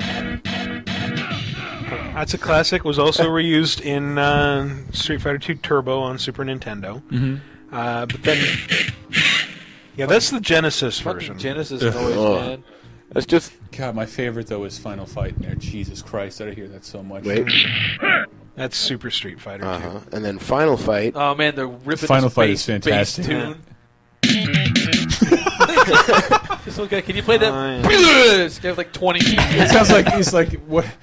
Bassist, do you have one last thing you'd like to say before you die? There you go. What do we have on the third page? Super Ghouls and Ghosts. Yes. About a month after Final Fight came out. Woo! We're hearing that one. Loves it. Yeah. The game had like some sort of like hellish calliope that was its main instrument. That's kind of what you're hearing there. Some rapist harpsichord. Oh, the rapesichord. Gunsmoke. Classic. Ooh. But the weapon select music, which works just as well as a pause, is much better. If YouTube decides to load. Go YouTube. Go YouTube. Oh, it's been such a pain in the ass these last couple days. Oh, look at it spin. Fucking YouTube. What's the point of having all this data if you can't get to it? Look at it. It's thinking. This is some engaging conversation right here. More like BooTube on Google. Yeah, but the next one is... Oh my god! The next one is Strider, which is another Capcom NES game that had cool pause music. It's beautiful. No, it has a whole song. Yeah. Can you believe you're breaking? You're off getting a sandwich. Come back and hit dudes with the sword. It looks like you're just throwing a boomerang.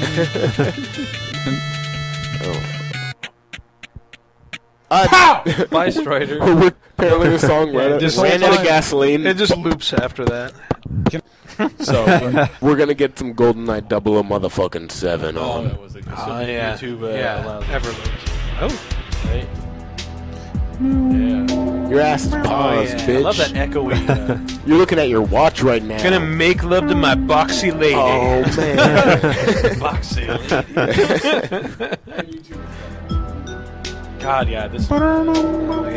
Sexy xylophones. I know my mission is incomplete, but I'm gonna take my time. Oh man, do I pick the gun or the watch?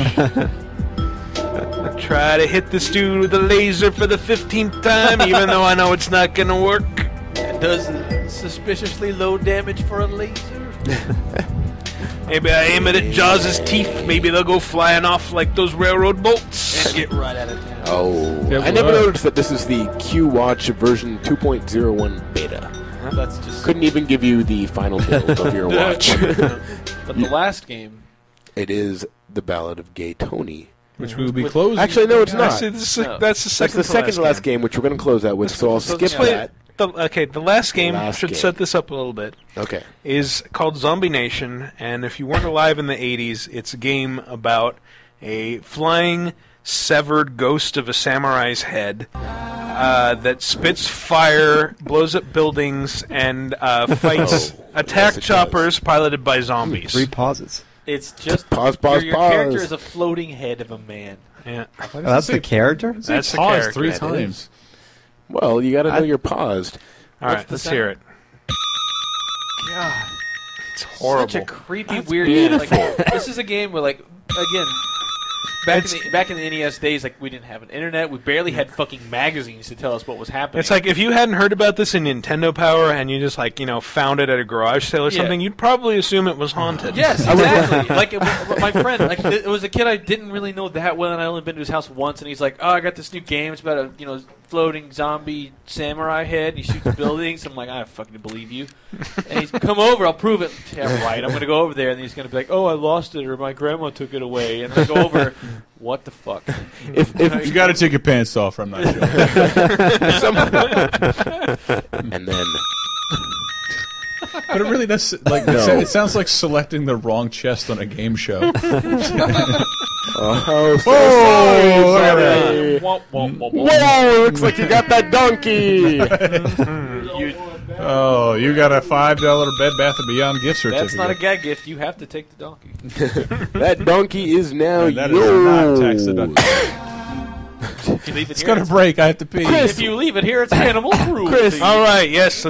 We still got phone calls, my friend. That's happening in the second segment? Yeah. We're gonna try, or we can do it when we get We're back. doing That sounds like a third segment. Chris, Charlie, Chris, we are done with the second segment. Go pee. When we come back, we're going to do phone calls, game deals, lots of phone calls. We wanted to get through And a bunch. I will be very, very quiet. And Charlie will be gone. I have never been so attracted to you. Hey, it's cool. Keep telling me what's going on. Question of the week, which is going to be silly and funny. Yeah. Oh and, yeah, last week's was a good one. New users, all that, and then we're going to close it out with a little bit of pixie dust. Oh, I'm sorry. I meant to say with a little bit of Paula! Paula! Paula! Oh my God!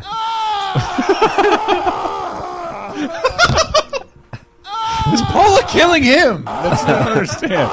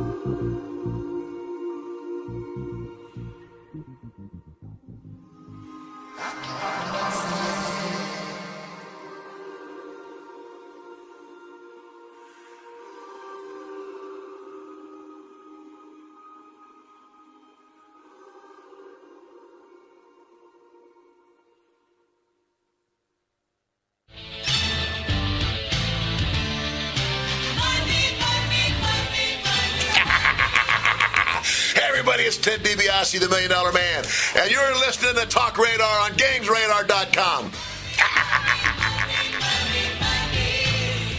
Dig it!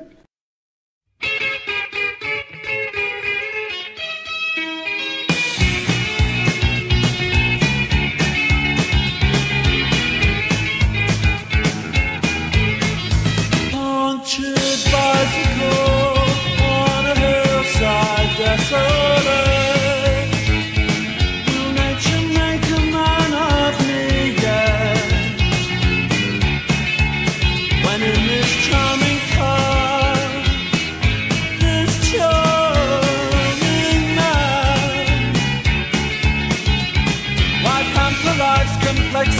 When the leather runs smooth on the passenger seat.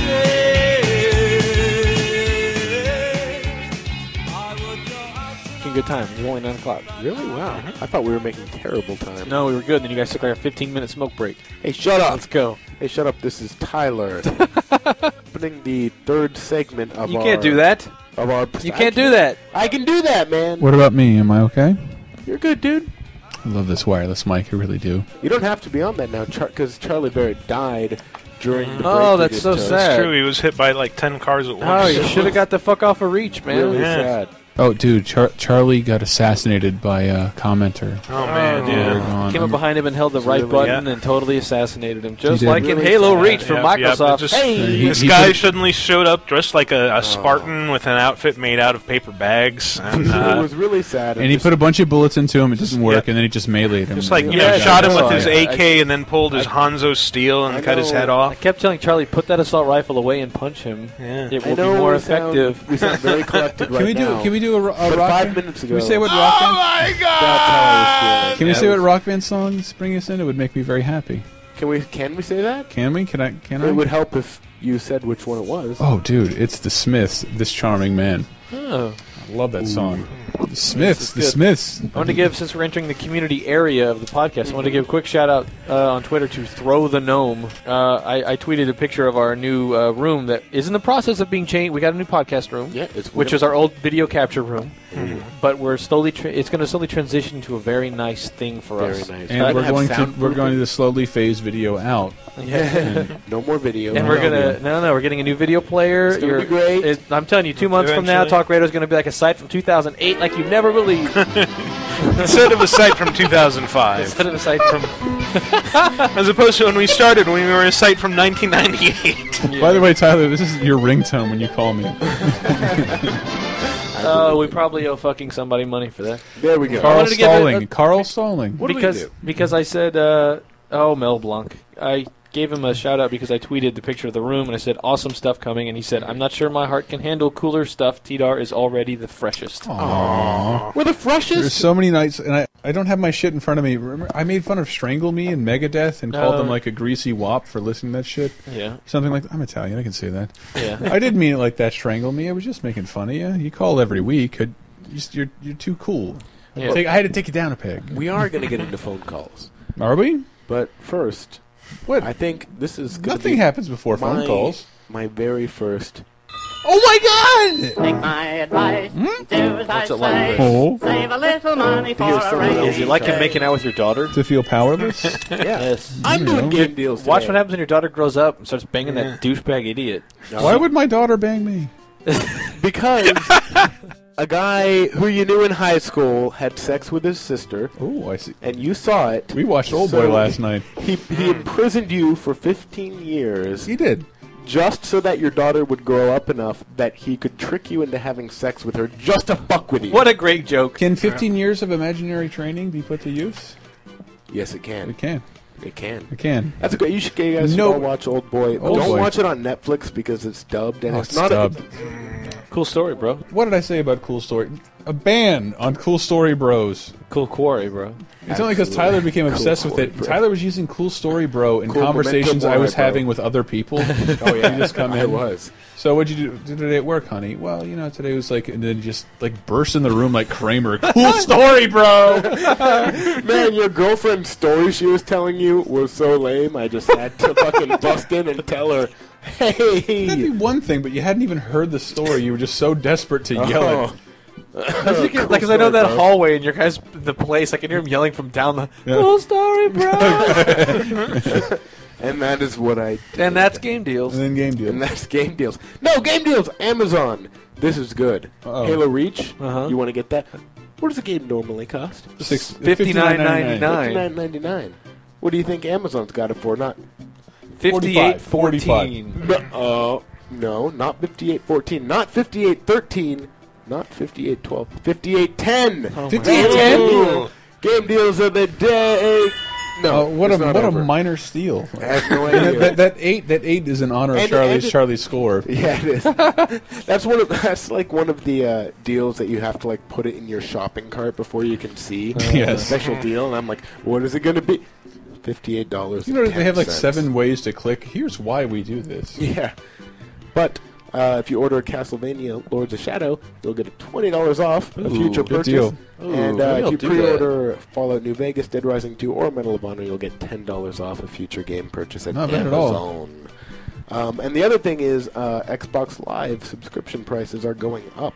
Mm-hmm. And you can get 12 months cards for $48 at Amazon right now. Oh, nice work.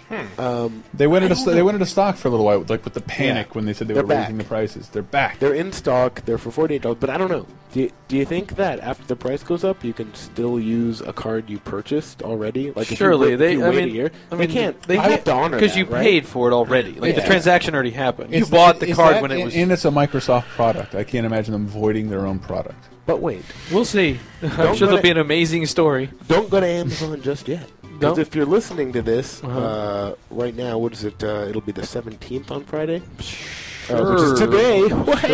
Sure will. It's today, the 17th September. This weekend, there is a free Xbox Live Gold weekend with a promotion, which is nice. You can upgrade or renew your gold account for $29.99, and you get a free Halo Reach Noble 6 avatar helmet. Oh my God! So if you're the princes of the internet, regardless of that Halo shit, I don't care about. That's a good price. If your subscription is running, you only have a few months left. Just do it. It's $30. No, I might do it. Months. It's absolutely worth doing. Amazon also has the Alan Wake Collector's Edition for $39.99. Too much. Good shit. Whatever. I loved Alan Wake. I think it is. Alan Wake's not a bad game. And BioShock 2 for $19.99. Oh, very good price. $19.99. Trade in a DS. Oh, something that Michael did right now. That is almost inexcusable. I can't believe you're just. You're spinning in place like you're in a blender. Oh my God. I suddenly made my headset fly off my head when. No, it was like you were stuck. And it was entirely my fault that Chris stomped on the wire for some reason. It really is poor podcast behavior, Michael. Somehow it was like you were on the gyroscopic thing at the space camp, stuck around. Before I forget to say it, Michael, I'm sorry for doing That's okay. As soon as I mentioned the DS Lite trade-in, it was just Michael just spun like the Tasmanian He really did. He devil. threw his headset off, ran out of the room, and just grabbed his hair and screamed. Yeah. You couldn't hear it because it was a silent scream. It was that terrifying. But all the dogs in the area. What? I didn't know that wasn't your voice. What was that? That is Brontosaurus whale. Oh, a sound again. effect Chris gave me and probably has no idea where he got it. Oh, is that pterodactyl guy? No, that's You not. know what? Fuck the DS. Here's something we don't always do on game deals. Steam. They're doing a huge amount of summer sales, and right now, if you're listening, is LucasArts Week, which means that through the 19th, you can get the Star Wars collection for $49.99, and that's The Force Unleashed stuff? that is 13 games, my friend. Wow. You're going to get yourself Battlefront 2, you're going to get yourself Force Wow. Unleashed Ultimate Sith Edition, Wow. Knights of the Old Republic, Wow. Star Wars Galaxies if you want that, and a ton of other Star Wars games, saving $102.89. That's pretty Well, well, the Star Wars Galaxies even still exist? I Like, do guess. people Yeah, play jump that? to Lightspeed, brah. I don't know. I was gonna say, is Okay. Battlefront still being served? It was closed down for some reason. Yeah, I mean, if they're selling it. I mean, don't- KOTOR alone, I saw on Steam was Yeah, you can really get cheap. KOTOR. Like, Jesus Christ. Yeah, there's a huge sales on every That Force LucasArts Unleashed set thing. is pretty great. But yeah, other LucasArts games are on sale, but just to get all that for $50, like you're getting 13 Star Wars games for $50. Which, That's not bad at all. Half of which are good. yeah, Somehow they found a way to have 13. that is a good deal, and that is. Yeah, I love this. Take my advice, do as I say. What Save do a you- little money for a rainy What are you? day. What are you buying? I don't have. What are that. you buying? It's all right. I don't Next have time. that. All I have is. Next time. What items are you purchasing from me, Governor? I'll give you a good price What are you on that consuming? particular item. Oh my God! Anyway, let us move on. Lettuce. He's such a better host than me. Before I get on to new users, because fuck those guys, right? They're not new. Let's do old users who called us months ago. Oh and my we God. never played it. We get a lot of phone calls. We get so many phone calls. The TalkRadar hotline is 1-877-404-1533, extension 327. Leave us a message, and in about 6 or 7 months, we might play it. What we wanted to do here was just load up a shitload of phone calls and just go We through. got 12. Oh. I sent you like 50. No, you didn't. You sent me like 12. Really? Ish. Yes. That We're just gonna go through them. Like, all right. Like all right. mad men. Uh-oh. Madison Someone Avenue owes somebody men. a Coke. Uh-oh. Hello, TalkRadar. That's it. Wow, that's fantastic. Thank you. From July 10th. Oh, fuck the giggle at the end. Shit. And here's also from July 10th. Maybe it's the same guy. Who knows? Hey, TDar. Shark Week here. Big fan of the Wow, podcast. personification. Been listening since the beginning. Anyways, I was just wondering, out of all the video game characters you can think of, who do you guys think is the biggest douchebag? Alright, Shark, we got it. Biggest douche. Biggest douche game. I want to say Brucey, but he's so endearing. No, not Brucey. Who's his older brother? Oh, is it not Terry? No, it's in Gay Tony. His brother's horrible. Yeah, horrible. Just irredeemable. It's some sort of very Jewish name, I think, but I can't remember. Murray. Maury, that was it. Yeah. M-O-R-I. Shlomo. His name was Shlomo. Might as well have been, but Who's yeah. a big douchebag? Oh God, huge douchebag. Yeah, Maury. Yeah. Like Brucey is like he grows on you, but Maury is like he's just this sawed off little bully. And you can also see how he's responsible for making Brucey. Yeah, exactly. Hate him more. I actually can't think of. douchebag. You know who's kind of a douchebag, but Navi. He's what a douche. very close to You know being who's a douchebag is fucking Mario. All drinking PBR with his hair combed forward. I'm pretty sure they made a Jersey Shore game, so we're done. Yeah. That's just the douche central of the world. Am I the only I'm sorry, one you're who going to watches say that show? Brett. Yes. Yes, Yeah. you are. It's fucking hysterical. It is. I've seen some of it. And everybody makes fun of me for watching it, but I watch it with the same reverence I watch Cops, just to watch white trash people get in trouble. It's so awesome. pathetic. I had one, but I forgot it. So, So next phone call. That's what I think. Hey guys, it's Juice and Pancake. I've listened to TalkRadar since about TalkRadar 10, and I've read Games Radar for about 2.5 to 3 years now. Why did he continue I just listening wanted to after say that? that in that time, I have never gotten cancer or AIDS. So I just wanted to say that you guys are great people. You're extremely talented, and I love you guys. Then I also failed in my mission. TalkRadar prevents cancer and AIDS. he's got causal facts there. Yeah. If one he person listened to TalkRadar didn't could get just cancer. call in and send That's me true. a report, I want to. I'd believe that, except I have something to tell you guys. What? I have cancer of the AIDS. No! No, but your cancer was doing so well. I know, but then it got AIDS. Can't you get your AIDS removed? And then, no, the cancer is now dying from AIDS, and I'm going to be perfectly healthy. Michael. Can't you get prosthetic AIDS? How would that work? Now you just have a nanobot that goes around devouring your white blood cells? What? You have a catfish from Sewer Shark floating around your body. We got AIDS, Baron 6. Target the AIDS directly. Jokes.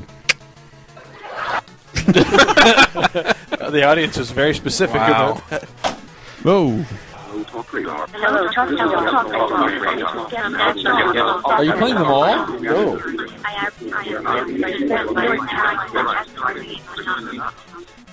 Are we going to die in 7 days? I think I just saw the ring. I think he's going to kill all of us. Wait, play it again. I am afraid.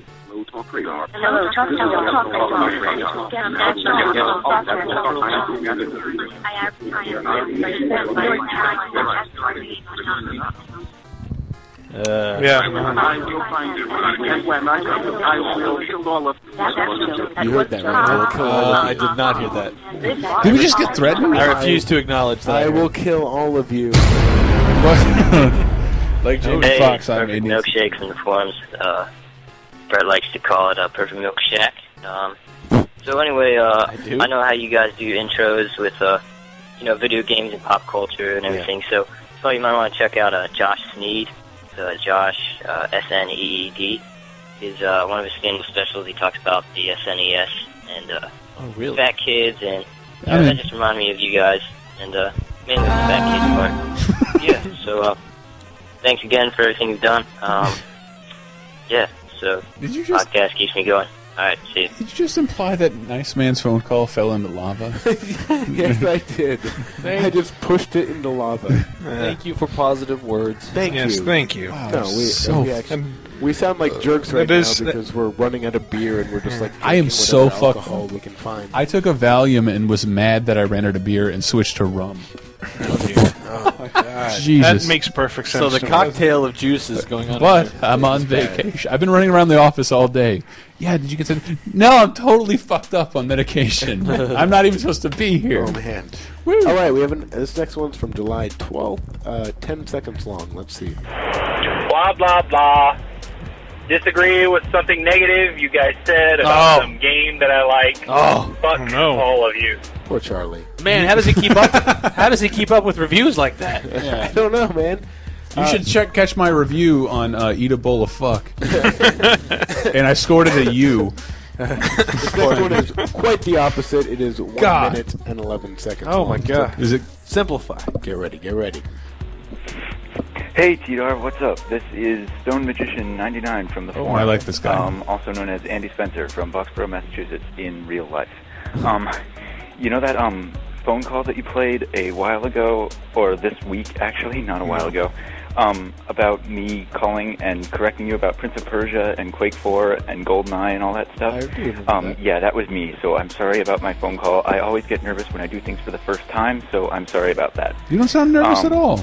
But I just wanted to say how much I love the podcast. I actually just sprained my ankle a while ago, and during that I listened to the E3 specials, which pretty much was the only thing keeping me from throwing myself out the hospital window because it was so fucking boring. So yeah, that's boring. Good work, and I do hope for 400 more podcasts. They are boring. 5 more years. Or wait, actually that would be 8 more years. Wow. Okay, so wow. I cannot do that if you good give me luck, pen and paper. hope you guys lead well, good and happy lives. Thank you, sweetie. Bye. I believe that counters the echoing kill us. But to save you money and from here on out, you don't need to go to the hospital for a sprained ankle. You don't. There's nothing they can do for you. Yeah, except maybe rent you out a pair of crutches. I was like, I don't take when we go out for smoke breaks.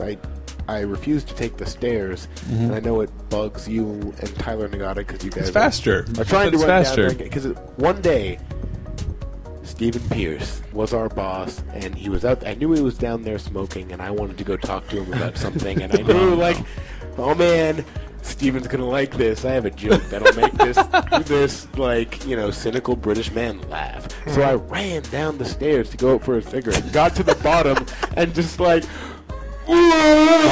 just stepped and like completely twisted my foot sideways and just like fell to the ground and almost like threw up. Workers' comp claim, dude. I should have. Like, the woman on YouTube was like stomping on the grapes and falls off. Yeah. Stop it. That was me in the bottom of the stairwell. So everybody at ComScore is wondering what's happening. I'm in so much pain, but I know I have about 1 more minute to before recover. Steven goes back inside and goes into the elevator. So I kind of like pull myself up by the door handle, open it, go out into the lobby, just kind of crawl, finally get on my feet and limp out the door. Just to tell him what you think of Entourage last night. And I just kind of collapse next to a trash can next to him. I'm out of alcohol. Holy shit, mate, what's going on with you? Spray my ankle, it's cool, I'm just going to light a cigarette. So, you see Dexter? It's pretty funny. Turns out his baby's the killer. But yeah, I went to the hospital. My ankle was swollen like I 8 remember times this. the That was a size long it should time be. ago. And I was on crutches for a while, and it hurt. And next phone call. You looked pathetic. I can sympathize with that, having been through it a couple times. Yeah, your ankle just like, I don't know, it just becomes a soft Yeah. ball. Oh, not a God, soft sucks. ball. I'm a Spartan. It doesn't matter to me. Yeah, it wouldn't hurt you. No. Can't happen to me. Hey guys, this is Dutch from the forums. Dutch. Just wanted to pledge my allegiance to Dutch TalkRadar boy. 100. I listened to every TalkRadar podcast 100? multiple times. You guys are just so funny and what's happening to me?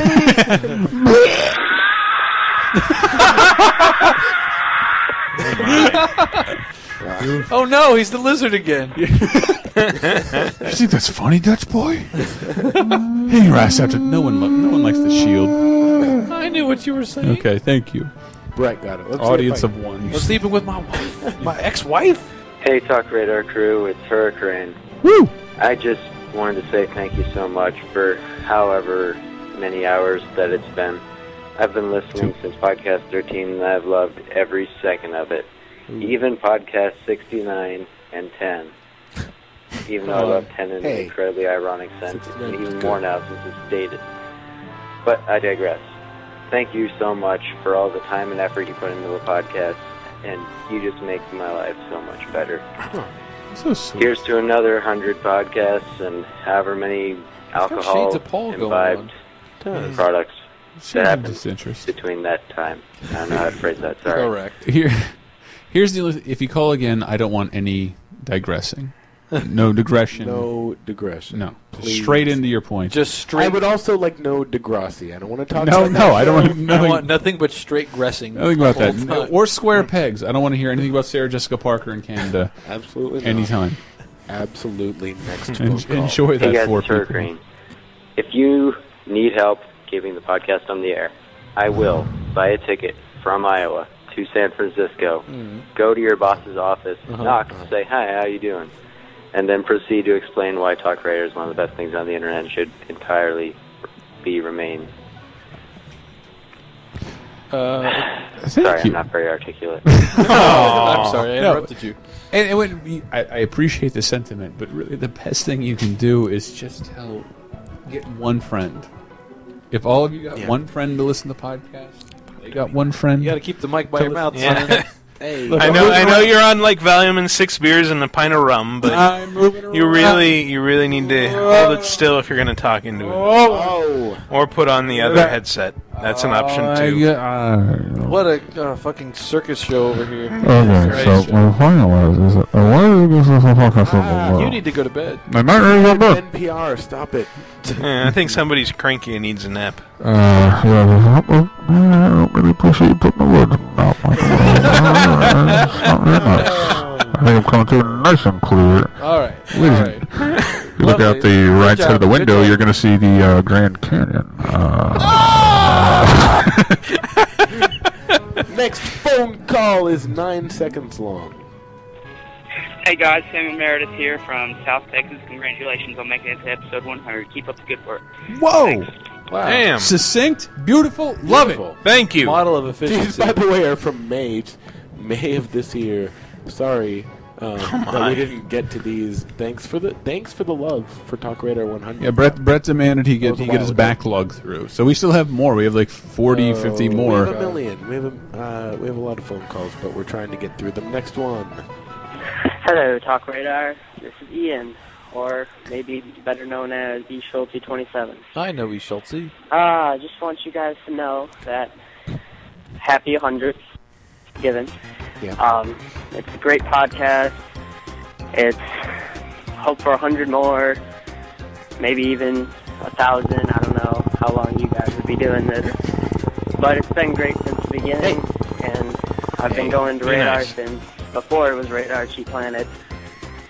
So, oh, bless you for putting up with Cheap Planet. I'm going to crack open beer underage, and hey, careful. Let's see if this picks up. We don't encourage underage people to drink. So, first sip. Here we go. I'm on record for doing that once and never Tastes again. like a skunk asshole. What? All right. What? Oh, Happy Heineken. 100th. Yeah, it's true.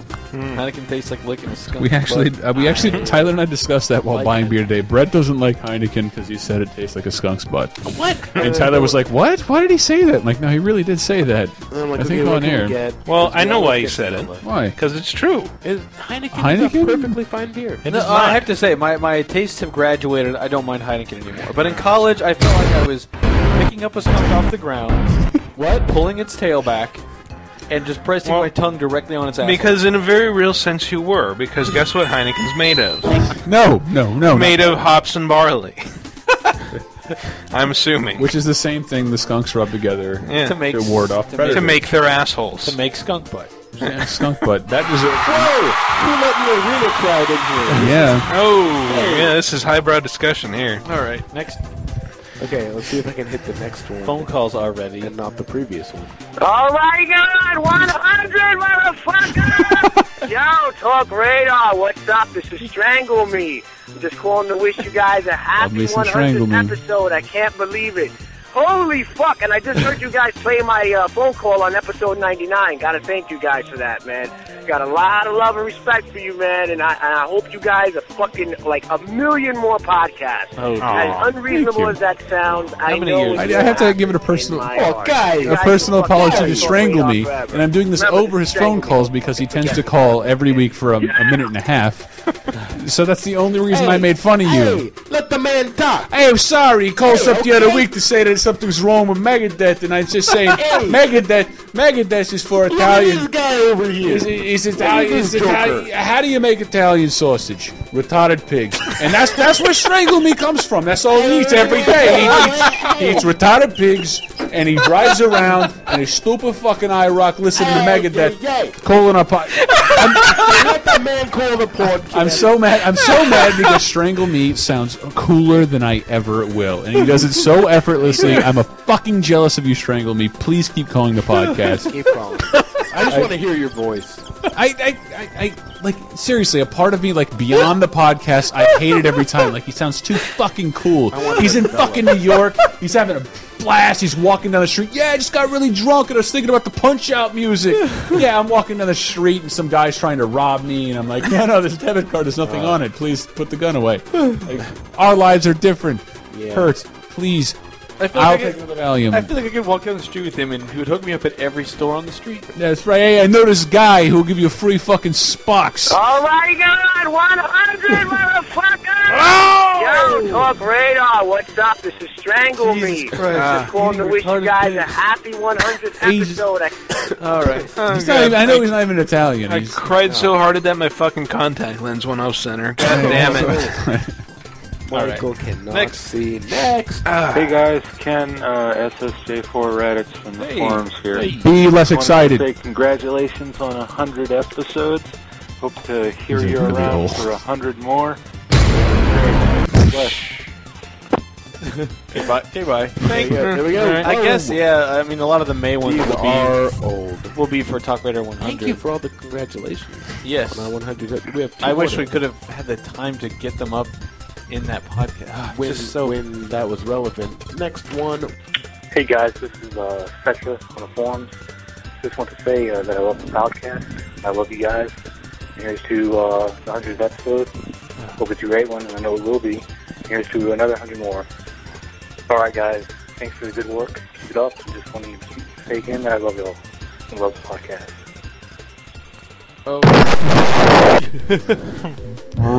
Thank you.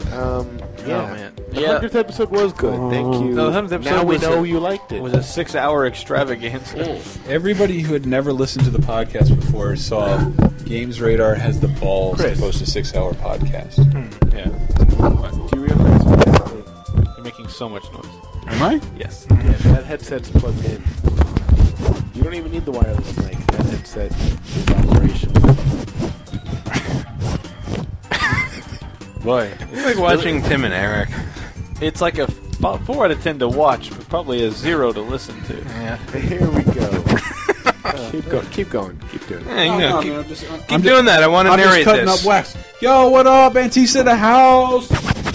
Yeah, that's the sound of Chris's dick you're listening to. Yo, we about to blam this shit, baby. Welcome to Club Mario. Oh, now it's his pant leg. That just sounds like pants. There you go. Oh, I can tell the difference between pants and dick. Speaking of pants. Whoa. Yeah, that's dick.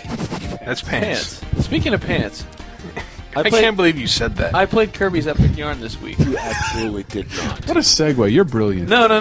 There's It's the worst segue ever, and it has been used before by someone completely unrelated to you. But anyway. About Kirby's Epic Yarn? No, speaking of pants. Well, this actually has the word pants in it, what I'm getting to. All right. So I played Epic Yarn. I know I should have mentioned this in the second segment, not in the middle of the community, but I posted a preview, hands-on, it's up now, but the game is so fucking cute and so much fun to play. From PAX? Huh? Is it from PAX? Or No, I went to Nintendo on Tuesday and played it. It was adorable as fuck, but like 2-player, it works so well. It's just, I mean, Kirby, you don't suck up the enemies. You have this like yarn lasso that you can pull things off of enemies and pull pieces of the environment, and it stretches and pulls. It's very much like a Little Big Planet or Yoshi's Island or Yoshi's Story storybook kind of appearance. But can I go with you to Nintendo on Monday? I'm going Tuesday. Tuesday? Probably. It is 2-player. They've never wanted me to come before. And probably never will. That's for next week. But but they showed me the intro movie to Epic Yarn, and it shows how Kirby becomes made of yarn. There's like a guy that a magical yarn Nintendo monster. explanation. Yeah, but the intro was written it's narrated by this delightful old man who reads it like an audio children's book, like.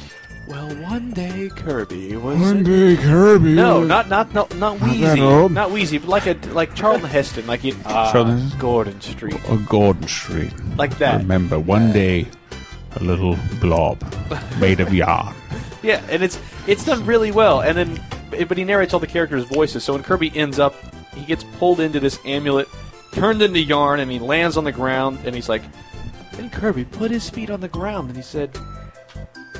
This grass feels like feels like pants. And then he looks around. Why is everything made out of pants? And it's so fucking cute. And the music is just the ground was made of denim. Really? The music is like Mario Galaxy, kind of like orchestrated and actual instruments, and it's just such a class act. The whole fucking game. What I'm hearing is that Kirby is basically David Cross's character in the Altered States of Drugachusetts sketch from Mr. Show. Altered State of Drugachusetts. I should know. Oh, everything is made of pants. Let's order a pizza. They'll know. Yes, they'll know we're hungry and we want a pizza. Now let's do it like a cheesy radio DJ. Whoa! Oh man, you guys ever want to play a game made of pants? Brought to you by Levi's. Wear what you wear. You guys work, you wear Levi's. Oh, keep that dial on 94.9, the home of pants. Pioneers, hey. Everybody else, that old music made of shorts. I just wanted to use that sound effect. All right, so we're doing question of the week? Let's do some new users, because we have some and I found them. Okay. And I'm sorry if you've already been read, or if you haven't read these for the last few weeks, or if I missed you. I miss sound effects. I have pubes on my legs.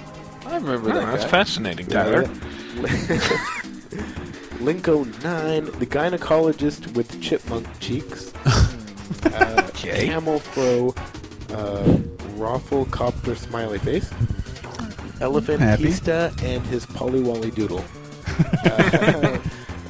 That gets a... Whoa. Sure. The Veteran 1, insert Puntista.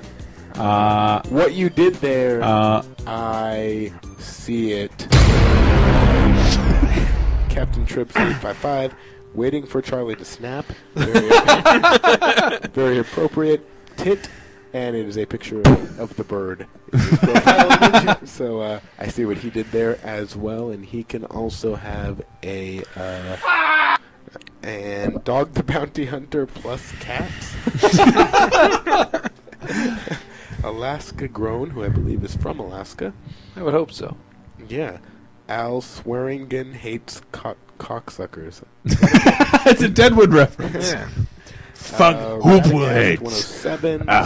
Zack Attack F. Maximus Time. Subject 36. Metal FTW. Bone Squaw, which is the Native American Bone Squaw. Correct. Negrobot 3000. Asshole Jerk. And Asshole Jerk.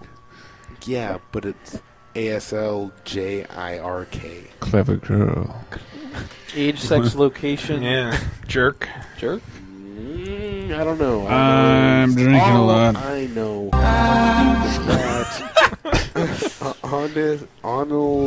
Onolosmada. Oh, can these please be over? These are now over. Thank God. Question of the week. Last week's question of the week was, what would you like the question of the week to be? Really helped us out. Because we forgot. So what I decided to do this week is our question of the week for this week will be one of the answers from last week. One of the answers for sure. Okay. So I'm just going to start reading the answers from last week, which are suggestions for questions for this week. So have you previously scanned these and picked out what you feel are I've some scanned these and picked out some strong ones, and I just...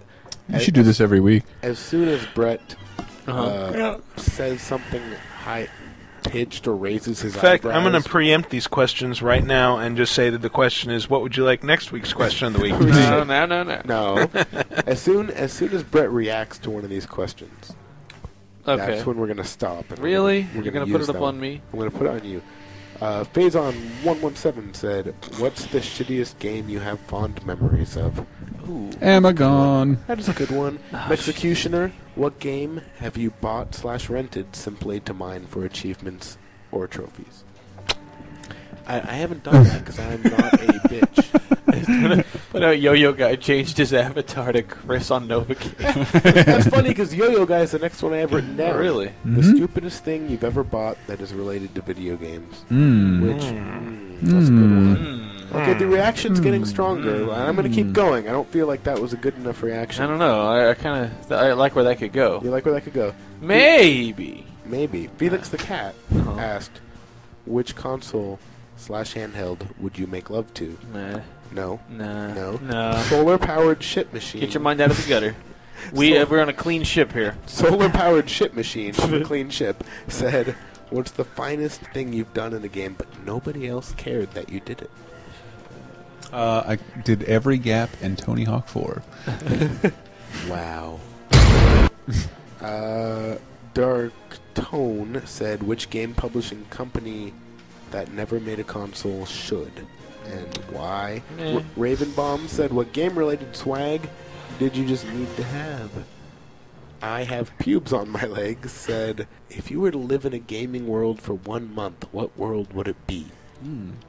I like this one. If Michael Raparez and Chris Antista had a child, it would be a great pizza critic said. Wow, that's a name? What's your favorite top 7? Which, that's a question I'm surprised we never asked. Romination said, game monster you'd want as a pet. Ball out. There's more! 2 more. Matt Toll 58 said, best launch day sick from work excuse. And Graboids asked, if you had one game soundtrack as the musical score to your daily life, what soundtrack would it be? I kind of like the one about dumb shit. What do you want to do? Stupidest thing you've ever bought related to video games? Yeah, the stupidest thing you've ever bought related to games. I kind of like that. All right. Because I feel like surely... Thank you, Yo-Yo Guy.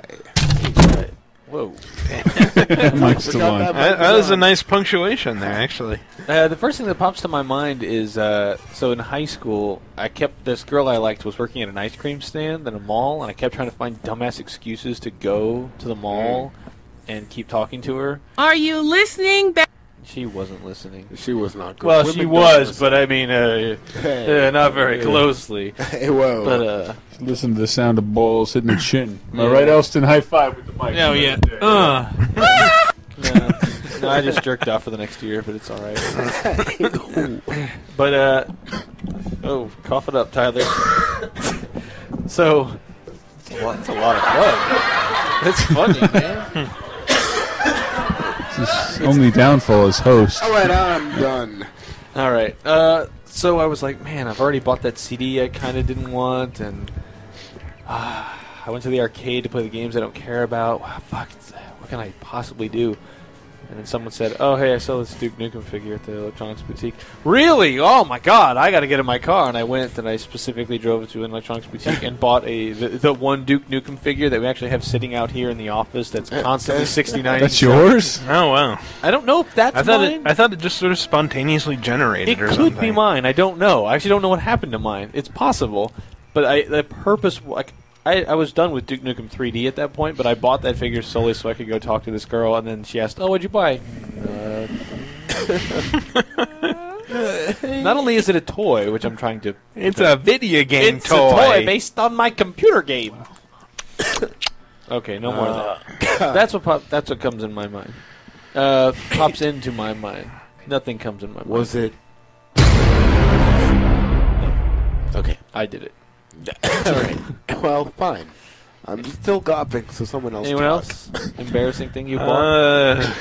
It kind of embarrassing. I guess is clearer than stupid. Yes, stupid. I bought tons of stupid things. I did find one of my favorites when I was at my parents' house a little while ago, which is for a period of a few weeks I would get. Like I would mow lawns and get money, and I get like about $25 a week. Right. And I go and I buy some shitty $20 game, and then I would buy one of these Zelda trophy statues. Oh God! I think went for about $5. This was like mid to late '80s, and I found them in my mom's attic, and they're just fucking hideous. They're really nasty. They're these awful misshapen things. Like Link has this big round baby face that's out of proportion with the rest of his body. Are they based off of any particular game in the series? Off the first one, yeah. So is it like a pixelated No, approximation? He's got them on the shelf over there. Yeah, it's just this weird, like, chunky cartoon thing. We can take a picture of them and put them on the page. We it's should. like They're really bizarre. Yeah, they're hideous. Yeah. They're really just poorly made, badly painted, and they're from a retailer specifically. They're from Woolworths. Woolworths. I remember buying them at Woolworths when that still existed. Yeah. Stay out of the wool world.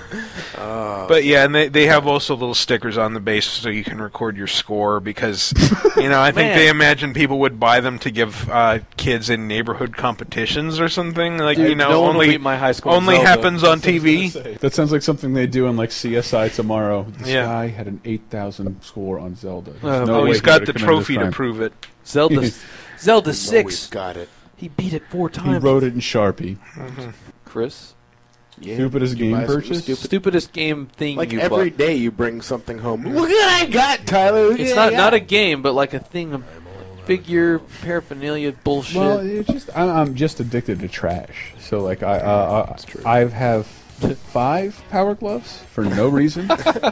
For no reason, I have 2 Game Boy cameras on my desk. Oh yeah. I buy a bunch of Super Scopes, miniatures. If I see anything like that, I'll pick it up instantly. There's no room for it in my house. Super Scope is the dumbest. The Super Scope's really dumb. My Super Scope's sitting on my desk. My first Super Scope, though, I had this friend who was out of town. He's like, here's a key to feed my cats. And then we all went in his house and stole all his shit. Who does he think stole it? If the it wasn't me. I did not have the key, but it was like everybody in the neighborhood. And then everybody in the neighborhood decided, let's go steal his shit. Like, this is wrong. This is wrong. That's a World War II gas mask. Gimme. And I took that, and then I set his pool shack on fire on accident. On accident. So could this land you in a No. courtroom? The only thing I still have, actually, I don't have the Super Scope. I have a posable California raisin. Fantastic. Thank you. Well, he didn't deserve it anyway. No, he did not deserve it at all. Yeah, clearly, if he trusts someone with his key to feed his cat, he doesn't deserve his In stuff. all fairness, I promise you, he's an asshole now. I promise you, he's like half a rapist. Probably. Fucking trust fund dickhead. Half rapist. So what? His father was a rapist? Is that how it works? I meant in terms of convictions. Oh, I see. He didn't. He didn't. I think rape is a dominant gene. So yeah. Can't be half. It shows up. Maybe it was on his mother's side. You should wear it as a scarlet letter from your mother. Yeah. Yes, rape is passed down from the mother's side. All right, next. Tyler, any I don't know. Silly nonsense? Did I say the Super Scope? I think that counts. I can't think of anything I bought recently. I've got a bunch of dumb shit. I've got Virtual Boy. I've got God knows how many handhelds I'll never play. I don't consider those bad because I didn't pay anything for them, so I'm not embarrassed by it. I paid for a lot of my shit. Like, paid for shit. I did. But a bunch of like a Dreamcast fishing controller. I don't think I've ever used. I just bought it because oh my god, Dreamcast is going under. I better buy this. I bought a WonderSwan Color in Japan just because it was cool. Like fully realizing all I was going to play was like Final Fantasy 1 in Japanese and not be able to understand anything. That was a dumb purchase. I bought a Japanese Samurai Showdown cartridge for Neo Geo because it was like $5. It's still sitting on my desk. It will never be played again. You know what I'd never forgive myself for? We were all there for it. This is back when Rockstar liked me and sent me the PS3 and 360 copy of the GTA 4. I went and bought the collector's edition because I was so excited about it. With the duffel bag? The duffel bag. When you think duffel, you think like I'll be able to carry more than one shirt in this. Duffel's such a dumb word. And then it comes with a lockbox, which if I like had pots, I guess that'd be. I don't. Well, a lockbox. Duffel luck, Chris. Come on, this is my story. Come on. But the greatest thing about it, George Walther, who it's rumored on the TalkRadar UK that he's dead. I love that last time I saw George Walther, his laptop bag was the GTA Collector's Edition duffel bag. And he's a millionaire. Yeah. Probably. He is. Literally. He is. That's why Modern Warfare got a 10. Yeah. No, Charlie still a plebeian giving 8s to a fucking... What's clearly a game of the year. It is. Galo, right? Yeah. All I do... Okay. Jesus, I don't care. What? More like gay ho. There we go. Is that really going to be the ending song? Thank you, Beyonce. Just wait for it, Chris. Was she not aware of it? Oh. It's a word that means other things, you know. Not in this world. Not anymore. It's like I could sing a song. I could do an ode to my fucking boyfriend Mario, and it wouldn't have the same meaning anymore. Yeah. Oh, Mickey, you're so fine. Like that. Well, I guess it didn't matter then. I'm done with my point. So next week's question of the week is, what's the stupidest game-related thing you've purchased? Yeah. Oh, and I've seen it, and please post pictures. I've seen you guys do it before. It Let us know. really works well. GamesRadar.com/forums or in the comments on the TalkRadar page. Either one. And I'm dying to do weekend articles that are just all.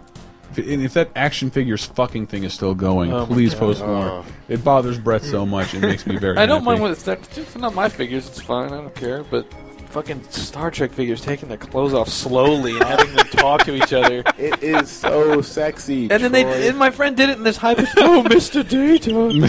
It's like, that's not how he talks even. You can't even get that right. Mr. Data. Picard. Oh. I think you should bend over and we should engage. I said engage. We are going to close out this podcast with a song of my choosing. Ooh. Date. Ooh. Who knows what it is? Oh my God! That's not a song. That's it. Oh!